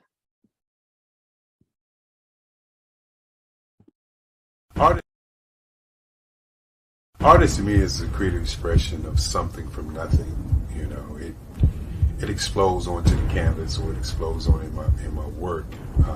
One of the things that I try to do more than anything is I try to just give the lines and the movements and emotions and expressions into to what I do. Art really means to me a chance to express how I feel deep down inside. Most of my art begins as a thought that I might have, you know, whether it's sports, whether it's history, whether it's a woman or a man. It pretty much starts as an idea of thought before I get into the actual image of what I'm going to draw. I do a lot of historical pieces. I was a history minor in college, and I love to do history pieces. And a lot of times I'm thinking about history, and then I try to make that history impact you as you look at it. That's one of the reasons I do pictures so large. People ask me, why do I do pictures so big? And I tell them, I want the piece to impact them as they're looking at it, to kind of dominate them, dominate their space. And most of my pieces I try to do off page. I don't try to do anything that's going to be in those four corners or in a square. And I want your imagination to be a part of the piece that you're looking at.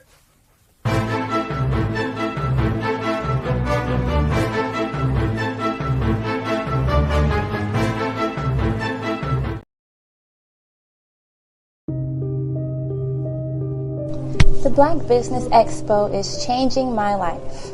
This year, they are giving away laptops and even $5,000 in cash to students just like me.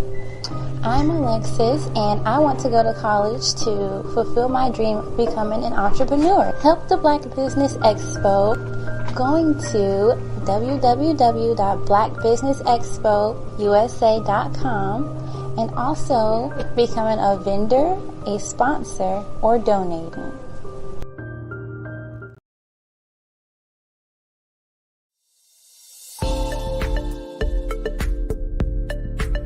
Ignite your life and seize the new year by effectively planning it with your 2024 Ignite and Take Flight Planner.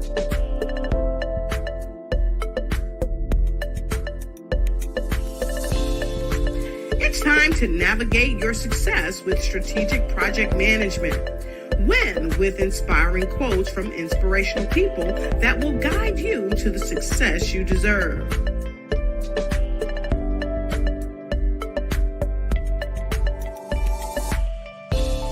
And don't forget to track your dollars, habits, empowering notes, and connect with dynamic brands.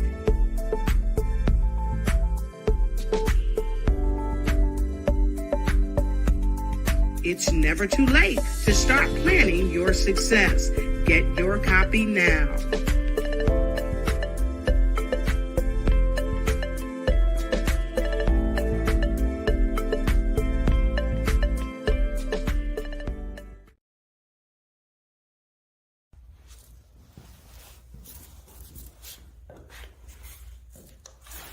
How you doing? I'm Rodney Allen Rippey. Yeah, the child actor. Well, now, leading man. Some of you might remember back in the day, the Harlem Globetrotters popcorn machine. Remember that? Well, it was a Saturday morning special that would come on, and I was there with Geese and Tex and Meadowlark Lemon. Remember the show? Well, I had a great time. And I have to say a huge, huge thank you to all my fans out there. Thank you for all the years of support. I went on from the entertainment industry. I started getting into producing and directing. And now, hey, here I am. I'm a studio executive here in Burbank, California at 2526 Studios. I have to say, it's been pretty good, but the best is yet to come. Please stay encouraged. Keep reaching for your dreams and never forget that genius is common. Remember that. Genius is common. No matter what anyone says to you, no matter how tough the road may get, keep striving. Keep reaching for your dreams. And always know that you are worth it. Everything that you put into yourself, everything good that you pour into your life, you are worth it. And when the times get tough, when things don't go exactly right, it's okay. Dust your shoulders off. Stand up strong. And remember, genius is common.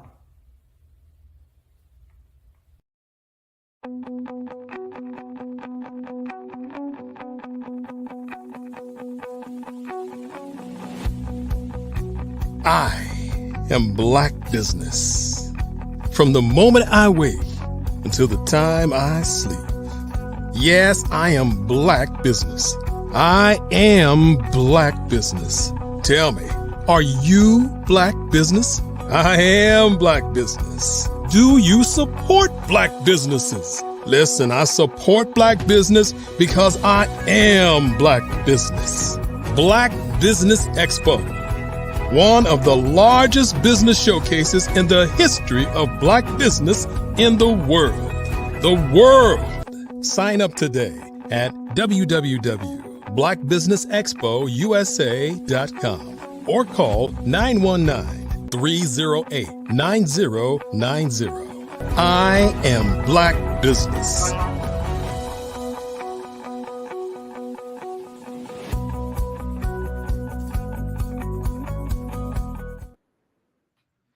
Good evening, business owners, entrepreneurs, thought leaders, and corporations. Welcome to the Black Business Network.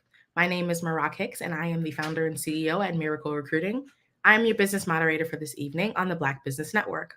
The Black Business Network is a 24-hour business network showcasing Black businesses, business owners, entrepreneurs, and thought leaders worldwide. We have speakers from North Carolina, London, Singapore, Africa, Japan, and cities all over the United States. The Black Business Network is a global community sharing its business knowledge to empower, inspire, and educate businesses about business. Our next speaker is Jean Baker. Jean is the Director of Corporate Affairs for Art and Kingsley Agency, co-host of the Keynote podcast, and past host of Jean's Tune-Up Time, the ultimate discussion about leadership. An accomplished and seasoned sales leader, Jean has a wealth of experience with over 22 years in sales, 20 of which were in sales leadership positions.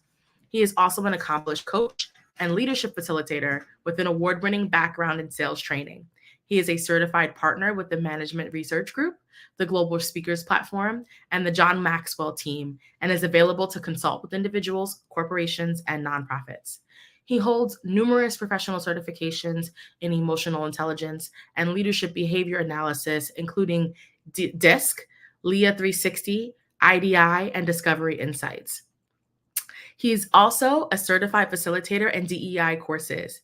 Based on his experiences, leadership behaviors, and training certification, Jean brings a unique understanding and approach born out of leading, coaching, and developing many teams and individuals through significant organizational change while keeping a strong focus on driving high levels of performance, employee engagement, and positive culture. His training background has provided him valuable experience in Salesforce expansion, curriculum development, training, workshop development, learning behaviors, and workshop facilitation. Gene is known for having an immense passion for bringing the best out of people and helping organizations achieve high results through leadership and excellence. I now present to you Gene Baker. Hey, Gene, how's it going? Hey, well, thank you for that. It's going great. Of course, of course. All righty, well, I will leave it to you. Genius is coming, and I'll see you on the other side. Absolutely. Well, good evening and congratulations to all of you who are here right now. Some of you may have been on the platform for morning, noon, and now this evening session, and you have heard some amazing speakers. And I'm so honored, I believe, to kind of close this down for this evening. And what we're talking about, what I'm going to talk about, and I wish I could have a conversation with each and every one of you, but what we're going to talk about is leadership. Why leadership? Because leadership matters. Just think about when you've been in a situation and you had a terrible leader. What were you thinking of doing that whole time? Probably leaving, right? That happened. It is happening. Everyone's heard of the Great Resignation. It wasn't just for leadership, but people were leaving the corporate world in droves. But leadership matters in keeping people and attracting people to your organization. That's why it's so exciting to me to talk about leadership and really help leaders be the best that they can be. Too often people are put into leadership positions and don't have any experience and any knowledge of how to really lead. Maybe they were talented. They probably were talented in what they were doing, which is why they got promoted in the first place. But they haven't then gotten training and skills in how to be the best leader. And that is a huge gap in a lot of organizations. So what we're going to do is kind of break this down a little bit and talk about not just what is leadership, but the impact of leadership, and then what we can do, what you can do to improve your leadership capabilities. So let's talk about leadership a little bit. As it relates to employee turnover. What's the turnover? Just last year, the average tenure of an employee was 4.1 years. So workers aged 55 to 64 had an average tenure of 9.9 years. Workers aged 25 to 35 had an average tenure of only 2.8 years. Let me say that again. Workers aged 25 to 34 had an average tenure of only 2.8 years. We're going to talk about that. Moreover, men had longer average tenure than women at 4.3 years versus 3.9 years. So the shorter tenure for younger workers is really a threat that's not just today, but it's going to be a threat for years to come, because that generation X is now not the largest generation in the workforce. Millennials are the largest population in the workforce. Who are millennials? For those who need a refresher on that, millennials are aged 27 to 42. So Generation X is 44 to 59. So millennials are leaving, or at a large rate, they only have an average tenure of 2.8. That has massive implications to your organizations. Maybe you have your own organization. Maybe you're working for an organization, you're a leader there. You need to understand what are the needs of your millennial sales force or workforce, and what are your needs of your overall sales workforce, right? All right, so what's the cost? I mean, why should you think about that? Yeah, people are going to leave, but you might say, well, so what? Well, the cost can range anywhere from 1/2 to 4 times employee annual salary. 1/2 to 4 times the annual employee salary. So as an example, let's say an employee makes $60,000. So that could be upwards of $180,000 to fill. So what is that cost made up of? Is 30 to 40% is hard cost with 60% being soft costs. Another example is a 100-person company with an average salary of $50,000 could have turnover costs over $2 million a year. Have I gotten your attention? So not only does leadership matter just in general, but leadership has a cost, especially great leadership has a positive cost. Bad leadership has a significant negative cost just in employee turnover, not counting so many other areas. So what are the top challenges that are facing leadership in today's world? Well, one is recruiting new talent. We all heard about the Great Resignation. That's why 1 in 4 workers were leaving, if not higher. So how do you recruit new talent to your organization? Improving the workforce environment is another significant challenge right now in leadership. Improving workforce environment to retain your employees. You got to look at what you have going right now. Why do people want to come? Why would people want to come into the office? You got to think of really creative ways in which to do that. There's challenges of remote working. It's great that people can work from remote. Myself, I've been working remote basically my entire adult life, so I'm used to it. A lot of people aren't used to it, but what people will find is when you work remotely from home, work is always there. And, so there's benefits to that and there's challenges to that.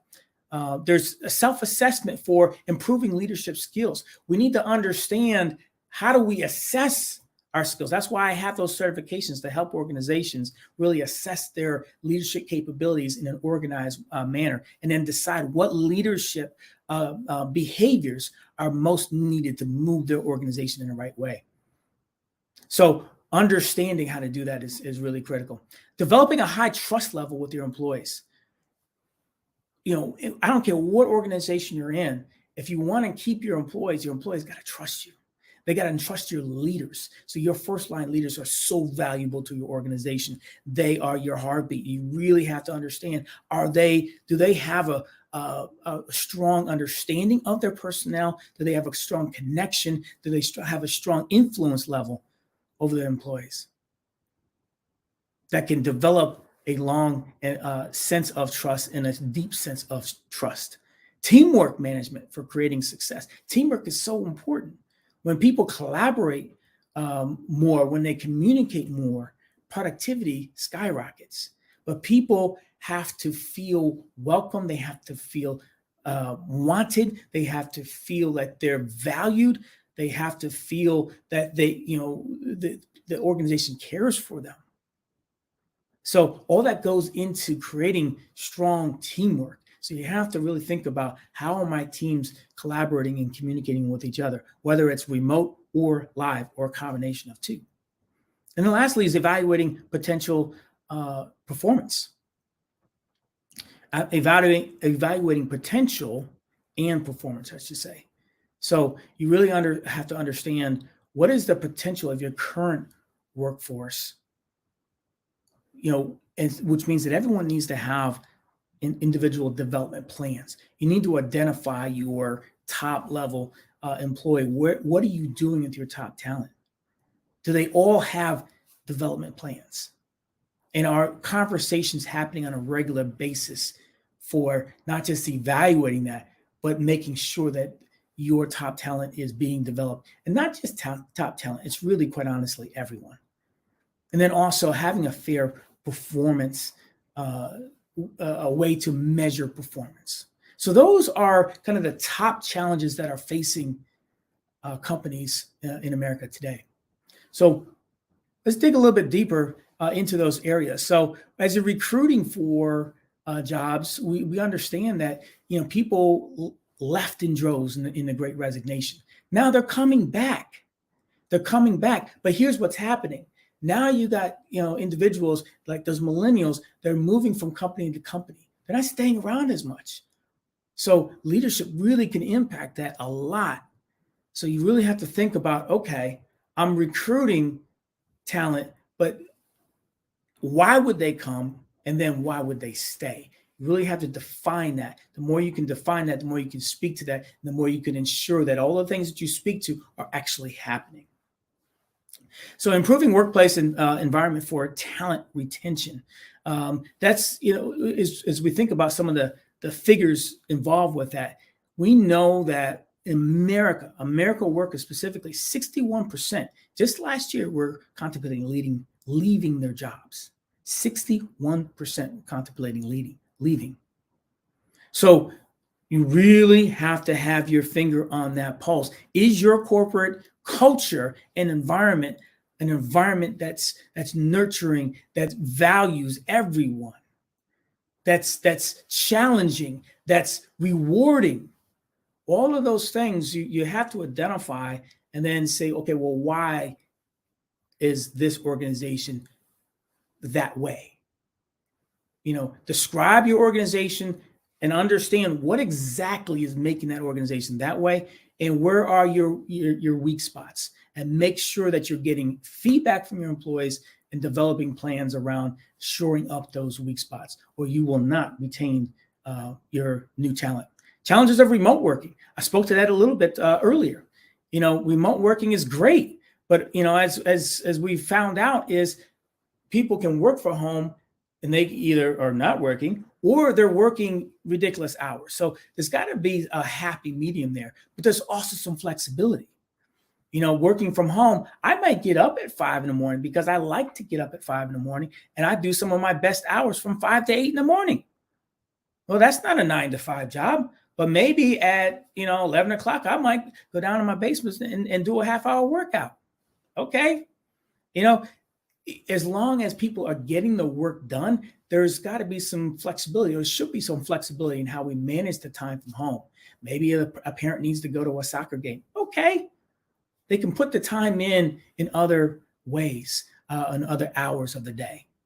So working remotely is something that we're still grappling with, but certainly strategies need to be put in place. Self-assessment for improving leadership skills. What does that mean? Well, how do you leaders understand, are they meeting or exceeding expectations? How are your leaders getting developed? What are they developing? What skill sets have you identified for your organization that are important for the long-term success of your organization? You got to identify those things and then have your leaders align to those things and self-assess and have a 360 assessment around those leadership behaviors. Tools like the LEA 360 are great tools of behavior analysis for any organization. Developing high levels of trust with employees. I mentioned that earlier. I think it goes to say, that is just something that, it just doesn't just happen. You got to be really intentional about understanding what it is that you're doing that would or would not engender trust within your employees across your organization. It's not just what you say, it's what you do. It's not just what you do, it's just how consistently you do that. When you're consistent and you're intentional in those actions, now people can start to trust you because there's a history and an expectation based off of that history. Teamwork management for creating success. Look at how your teams interact with each other. Pay attention to it. Have your finger on that pulse.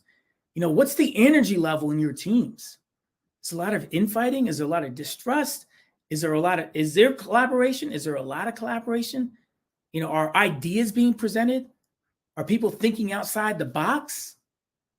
Or are people waiting to be told what to do? You really think and analyze really closely how your teams interact. You want your teams to be strong, cohesive units where people are comfortable, where everyone is participating, where everyone is valued, where everyone shows up and wants to show up and interact. Because when that happens, all the walls start to come down and people collaborate with each other more. When people collaborate, then ideas start flowing.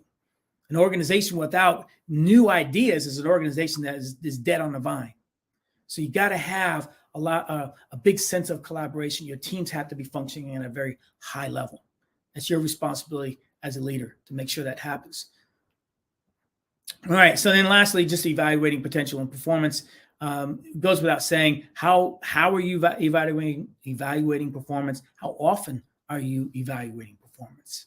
So make sure that this, at certain points during the year, I still hear from various organizations and people in those organizations that, they'd be lucky to have one conversation on performance, at the end of the year. That is not the way to do it. Make sure that your leaders are having performance conversations at least quarterly, check-ins with their employees. Make sure that that is happening, and make sure people understand what it is that they're supposed to accomplish, what does it look like to meet expectations. And that should be a high bar to meet expectations, but not ridiculously high. So think about all these things. What does it mean to exceed? What does it mean to be outstanding, exceptional, the example of your organization? Make sure all of those things, those behaviors are outlined, in as clear as you can get, so people have a roadmap to, okay, this is what performance looks like. All right. So one of the things that I talk about often with organizations, and I did as a leader, is values, in leading with values. Why is that so important? When we think about values, we know that corporate values define and describe the corporation, right? They define and describe the corporation, and they influence the culture of that organization, right? So personal values define and describe us as individuals, and our personal values influence our behavior. So what do you think what happens when corporate values and personal values don't necessarily align? When they're not in line, people are uneasy. They feel that unease. There's discontent. People are unhappy. The morale drops. And when the morale drops, there's high turnover. So it's very important to understand what your corporate values are and how those align to your employees and to the customer base that you serve. When values are aligned, when corporate values are aligned with personal values, then the contentment goes up. Everyone feels good. There's a higher morale, there's low turnover, and there's higher productivity. And it's scientific, the data is there. Values, when the values align, productivity is much higher. So it makes sense to lead with values. What you have to do is understand, okay, well, what are those values? What do we stand for? So certainly there's corporate values. What I try to do as a leader is have my own values across my team that were aligned to a corporation, and then some. All right. So I'll give you these values. You can do with them what you may. I'm not going to get deep into them. This is a whole nother talk, but I wanted to give you something that you can kind of noodle on and think about as you move forward from this evening. These values that I talk about with my team, when I talk about these values with my team, we go over each one of those, and I go around the room, and from time to time I have people say, well, what does this value mean to them? And how do they exhibit this value? So I want to make sure it's not just me telling them the value, but it becomes the fabric of everyone on that team. It's who we are. Because remember, values influence behavior. All right, so one is, do we value people? Sounds simple, but no, we value everyone in the room. We value you as a person. We show you love as a person. So important that everyone that shows up on your team feels that they are valued for who they are. You may not like everyone, but you got to value everyone on your team, right? We got to live intentionally. What that means is it's so easy to go downhill, just because when you're downhill, you're just going to go, right? Regardless, your momentum's going to carry you downhill. When you go uphill, you got to put in effort every day. When we talk about creating momentum, we talk about, intentionally being consistent in certain behaviors. When you do that, you then start to create some momentum, and momentum is a huge part that goes into your favor. But we got to live intentionally. Be in the moment. Understand what's happening around you. Understand what's happening on your team. Understand what is happening in the individuals on your team. So critically important. Don't lead from up here and have no idea what's going on individually with your people or the teams that you're leading.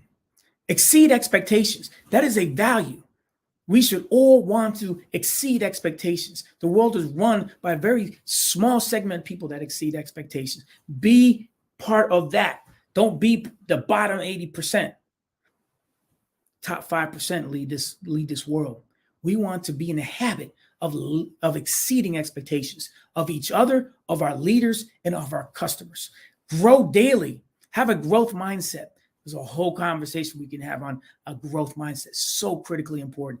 Grow 1% a day is a good mantra to go by. Choose a positive attitude. Every day that we roll out of bed, it's a choice that we make. It's a choice. Am I going to have a positive attitude or a negative attitude? Choose to have a positive attitude. Choose to deal with whatever's going to come your way with a positive attitude. Positive attracts positive. Negative attracts negative. There is so much negativity in the world that is so hard to break through that. So be very intentional with the attitude that you choose. Be consistent in everything that you do. That helps to build trust. When you're inconsistent in your actions and your follow-up, people stop trusting you. When you lose trust as a leader, you lose influence. When you lose influence, you've lost it all.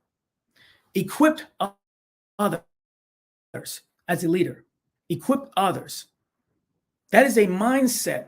Now, this you may think is just a leadership. So why would I be presenting this to a team? Well, on my team, I want everyone to think of themselves as a leader. So as leaders, we want to equip others. We want to share knowledge. We want to develop others around us. So critical as we talk about, hiring and attracting talent. Well, sometimes we have great talent on our teams that could be cross-trained. So we want to equip others and we want to develop leaders within our own teams. We want to lead by example. That goes along with that. Everything we do, show up, show it, do it. Don't be that leader that's like the travel agent. I'll tell you where to go. And then I'll wave goodbye to you. No. Lead by example. Get down in the pits. Get down in the trenches sometimes with your people. Show them that you're there with them. Be a catalyst for change. Don't complain. Don't be that person that complains. Certainly don't be that leader that complains about how things are. Don't be that leader. Because if you're complaining, guess what everybody on your team is going to do? They got a green light to complain about everything that's being done. Be a catalyst for change. I want everybody on my team to think about what can I do? Because everything's not going to be hunky-dory. Everything's not going to be great all the time.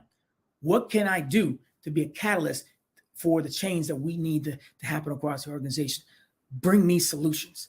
And then lastly, leave room for faith and or reflection. Everyone's not religious, but I think it's really important that we at least leave time for ourselves every day to take a step back and reflect on the day, reflect on what we want to have happen during the day, be thankful for what we do have, just leave room to connect with your inner self and connect with a higher being if you are a person of faith. So if this not, that last part is we don't need everyone to be religious. We don't even want to, go down that road, but we do want people to leave time for a healthy spiritual being. All right. So I just gave you 10 values that are critically important in any organization. You may not choose all 10, but I'm telling you, this is a powerful exercise that I do with my teams multiple times a year to reconnect with these values and make sure that this is how we are living our lives. All right. So when we think about outside of values, what about me as a leader? What can you do as a leader? There's so many things that you can do as a leader, but I thought a great resource that I would talk about tonight is from one of my mentors, and I'm also a certified John Maxwell trainer and coach. One of John Maxwell's books is the 21 Irrefutable Laws of Leadership. It is an amazing book. There's so many great nuggets in there. We don't have time. We're not going to go through 21 laws, but I did want to point out maybe 5 laws for you that I think are really critical for you as a leader that you could focus in on starting this evening. The first law is the law of the lid. Maxwell said the leadership ability is the lid that determines a person's level of effectiveness. Leadership ability is the lid that determines a person's level of effectiveness. So if, let's say, you're measuring leadership in from 1 to 10, the lower your ability to lead, the lower the lid on your potential. So not just your potential, but then also potential of those under you. Because if your leadership lid is a 7 per se, then it's going to be really hard for you to lead those that have greater ability, 8, 9, 10. You may be able to influence and lead those under you, your ability, but it's going to be really hard for you to lead those above. Now, if you're a new leader, never been trained in leaders, don't really focus on improving your leadership skills, then you really have an issue, because now you may have some great leadership across your team, but you're not capable of truly leading those. So you got to really understand what is your lid as a leader and take the steps consistently and effectively to move your leadership ability forward. You know, there's a story about analogy of the flea. Ever heard you know anything about the flea? Fleas are incredible beings. They're so small, but they can jump like incredibly high compared to their stature. So, I mean, a flea can jump 2 to 3 feet, right? So they have great leaping ability, and they have that ability so they can latch on to the animals that cross around, you know, where they lay in the grass, right? But what happens if you put a flea in a jar? Put a lid on that jar, right? So here's a flea that has ability up here, but the jar lid is here. What happens is then they get used to jumping just high enough so they don't hit their head on the lid. You know, if you put another flea in there and they start having flea babies, all those babies, then that's their lid. And they don't increase their potential. They don't increase their ability. They don't even know that they have more ability. So really important to recognize that you're not putting self-inflicted lids, or that if there is a lid, that you work everything you do everything you can to bust out and increase, because that law says there is flexibility there. It doesn't matter if you're a 6 in leadership ability now, you can grow that ability. So make sure that you understand that law of the lid. Don't put that lid on you. Don't put that lid on your leaders across your organization. Make sure that lid gets screwed off from time to time and people are expanding their leadership capabilities. All right, the law of influence. It's actually the second law in the 21 irrefutable laws of leadership. And this is the true measure of leadership is influence. John Maxwell says that influence, the measure of leadership is influence, nothing more, nothing less. Well, how do you influence if you don't know those on your team? When I teach inclusive leadership, one of the exercises we go about is we say, okay, name everybody on your team. And then you start to list things you know about those people. What are their skills? What are their desires? What are their fears? What is this, that, whatever? So you go through this exercise and then you say, well, how do you know that? Are you making assumptions? Or have you actually had a conversation with that person to better understand who they are as a person?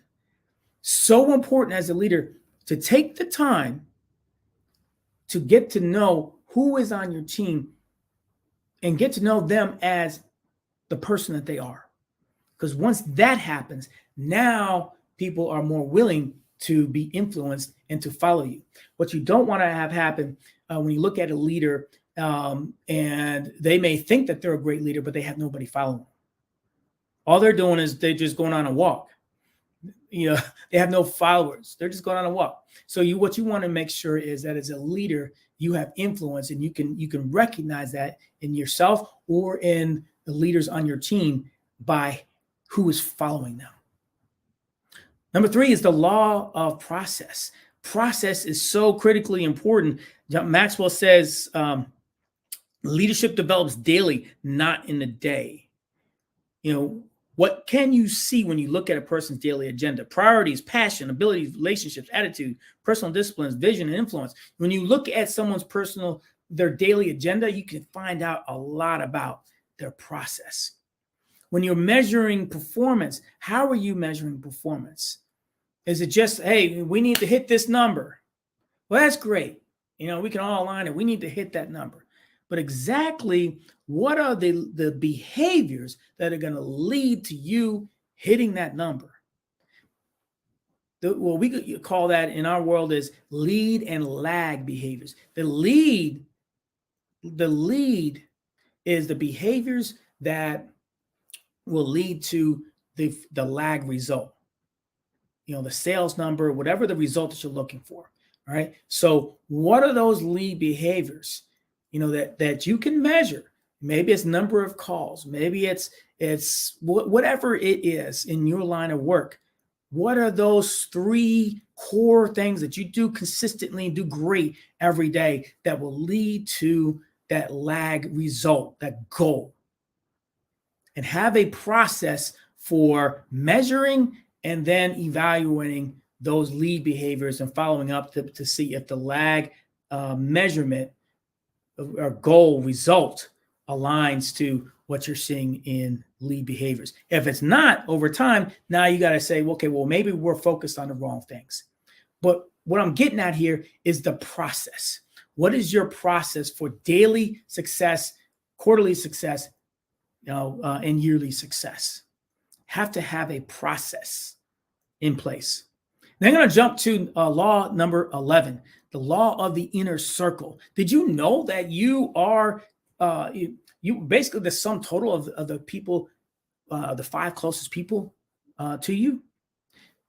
So as a leader, you have to understand, you can't always be, and you don't want to be the smartest person in the room. If you're always the smartest person in the room, then you got people that are just going to, just feed into, you. They're just going to be that yes person.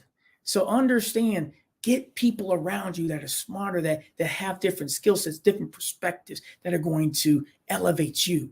And as they elevate you, now you can then better elevate those that you're leading. All right. And I'm going to give you one last one, and that's the law of explosive growth. That's actually law number 20. So important here because it really gets to what we're talking about here from a leadership standpoint. It's one thing to, lead people in your organization. All right. That's going, and you're going to focus probably on your top 20%. You never want to focus on the bottom 20% of your organization. You're going to spend a lot of time there. And that's you're not going to get the return. You want to spend a lot of time in your top 20% because you get more from that. But if you want explosive growth, spend the time developing and getting skill sets in your leaders, because then your leaders will then develop leaders on their teams. The more leaders you have across your organization, that then translates to explosive growth in your organization. So you spend the time with your leaders. Don't skimp on budget on developing the leaders, and then have your leaders develop leaders within their teams. When you develop leaders versus good employees, you're getting somewhere. You're getting that explosive growth. And isn't that what we all want? All right. So I think I've come up to my time. Hopefully you've got some out of that just in terms of understanding the impact of leadership, and then understanding the value of leading with values. And then the 5 things we talked about from the 21 irrefutable laws of leadership from John Maxwell. So I leave that with you. Be great, be exceptional, and be great persons of influence. Jean, thank you so much for sharing your insights this evening. Before we let you go, just wanted to check in. Where can people find you if they want to work with you, if they want to have you come speak? Where are the best places for people to find you? You can find me all over. I am on LinkedIn. You can find me on basically all social media. You can also email me at bakergene, that's GENE 91 at gmail.com. And so, yeah, you can find me. LinkedIn is a great place to find me, but you can also email me and we can connect. I'd love to talk to you about leadership. I'd love to talk to you about DE&I. I'd love to talk to you about even individual coaching. If you're an executive or if you're looking to be promoted, that's a great time to really examine where you are and where you want to go. And I can help you with that. Awesome. Thank you so much, Jean. Really appreciate it. You have a great evening. Genius is common. I'll see you on the other side. On the other side. The Black Business Expo's mission is to raise funds for high school seniors going to college or its K-12 entrepreneurs. The expo is a fundraiser for students. You may go to www.blackbusinessexpousa.com or visit the Cash App that's on the screen below for $BBXUSA to donate to the scholarship fund. Our goal is to give laptops and up to $5,000 to 10 students. Students can register online at www.blackbusinessexpousa.com. Every dollar counts, so we want to make sure and remind you to donate to the scholarship fund. We also want to thank our Black Business Expo USA sponsors for January of 2024.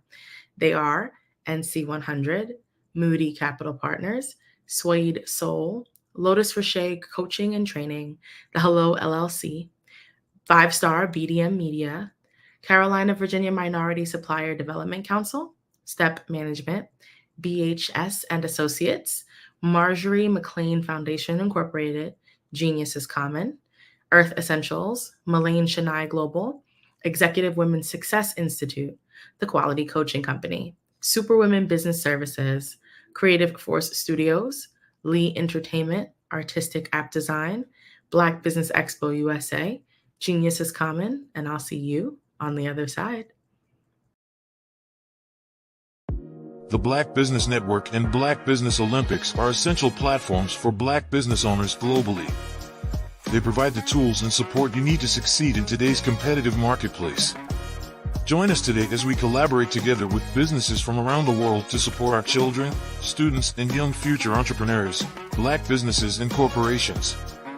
We raise funds for students going to college and young entrepreneurs who are aspiring to be business owners, and we invite you to be a contributor today. Visit the website www.blackbusinessexpousa.com to connect with and learn more about how the Black Business Network and Black Business Olympics can help you not only share your amazing business story to businesses, but also serve future generations. Hello, my name is David Jones, CEO and co-founder of the Hello LLC, where we help businesses build a culture, brand an experience, and leverage technology to pivot into Web3. Join the Black Business Network streaming live into Roku, Metaverse, STEM City, Black Multiverse Enterprises, Hulu, YouTube, iHeartRadio, Apple, Facebook, LinkedIn, Spotify, Twitch, and Google Podcasts. Tune in, turn on, and let's thrive.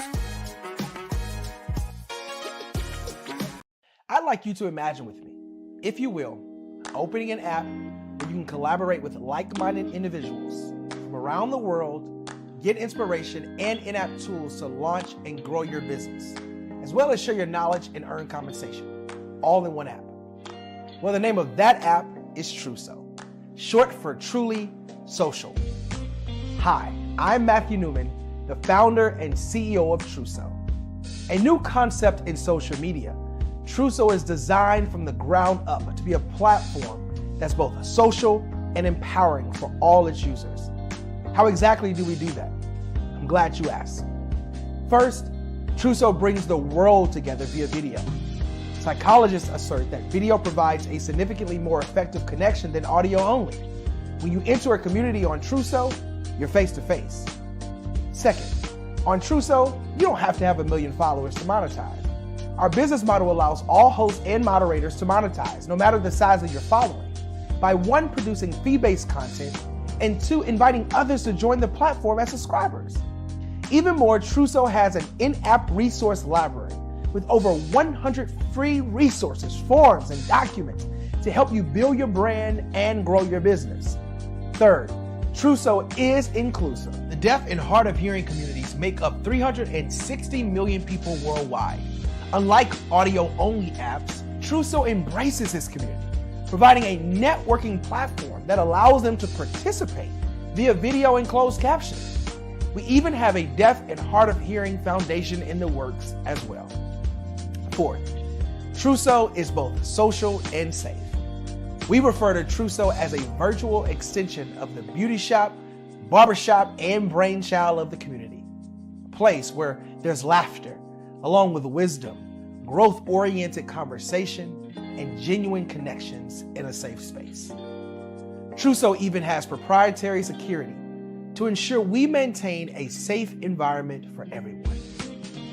Where are we at now? Trousseau is live, y'all. We've launched in beta and we're acquiring users daily. We have an incredible development and marketing team, plus amazing celebrity influencers at the table, helping us spread the word around the globe, beginning within the African diaspora and beyond by creating a safe space for growth, connection, and collaboration. We're truly excited about Trousseau. We've created something special for which there is a global market. And we invite you to embark on this journey with us as a shareholder. The future for Trousseau is truly bright. Join us and let's go there together.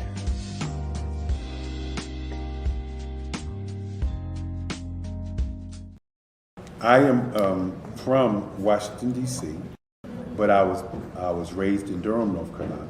I came to Durham when I was about 5 or 6. And then I traveled back and forth to D.C. because it's where my people are from. One of the unique things about my family is my mother, she's also an artist. She does quilting. And she does a lot of artistic things. And then my son, he draws with both hands, his right hand and his left hand like I do. So that's kind of a family trait. And then my other son, he's a videographer, and my daughter, she works, she's a regional vice president for Sunglasses. When you start out drawing and sketching, you want to continue to explore, each avenue. I do pastels, I do pen and ink, I do painting, I do acrylics. I haven't done oils yet. But I try to do all facets of art. What I say to a lot of times to people is, you can't put yourself in a box when you're an artist. You have to explore. And over the course of my life, I've tried to explore different mediums. I also do sculpture as well.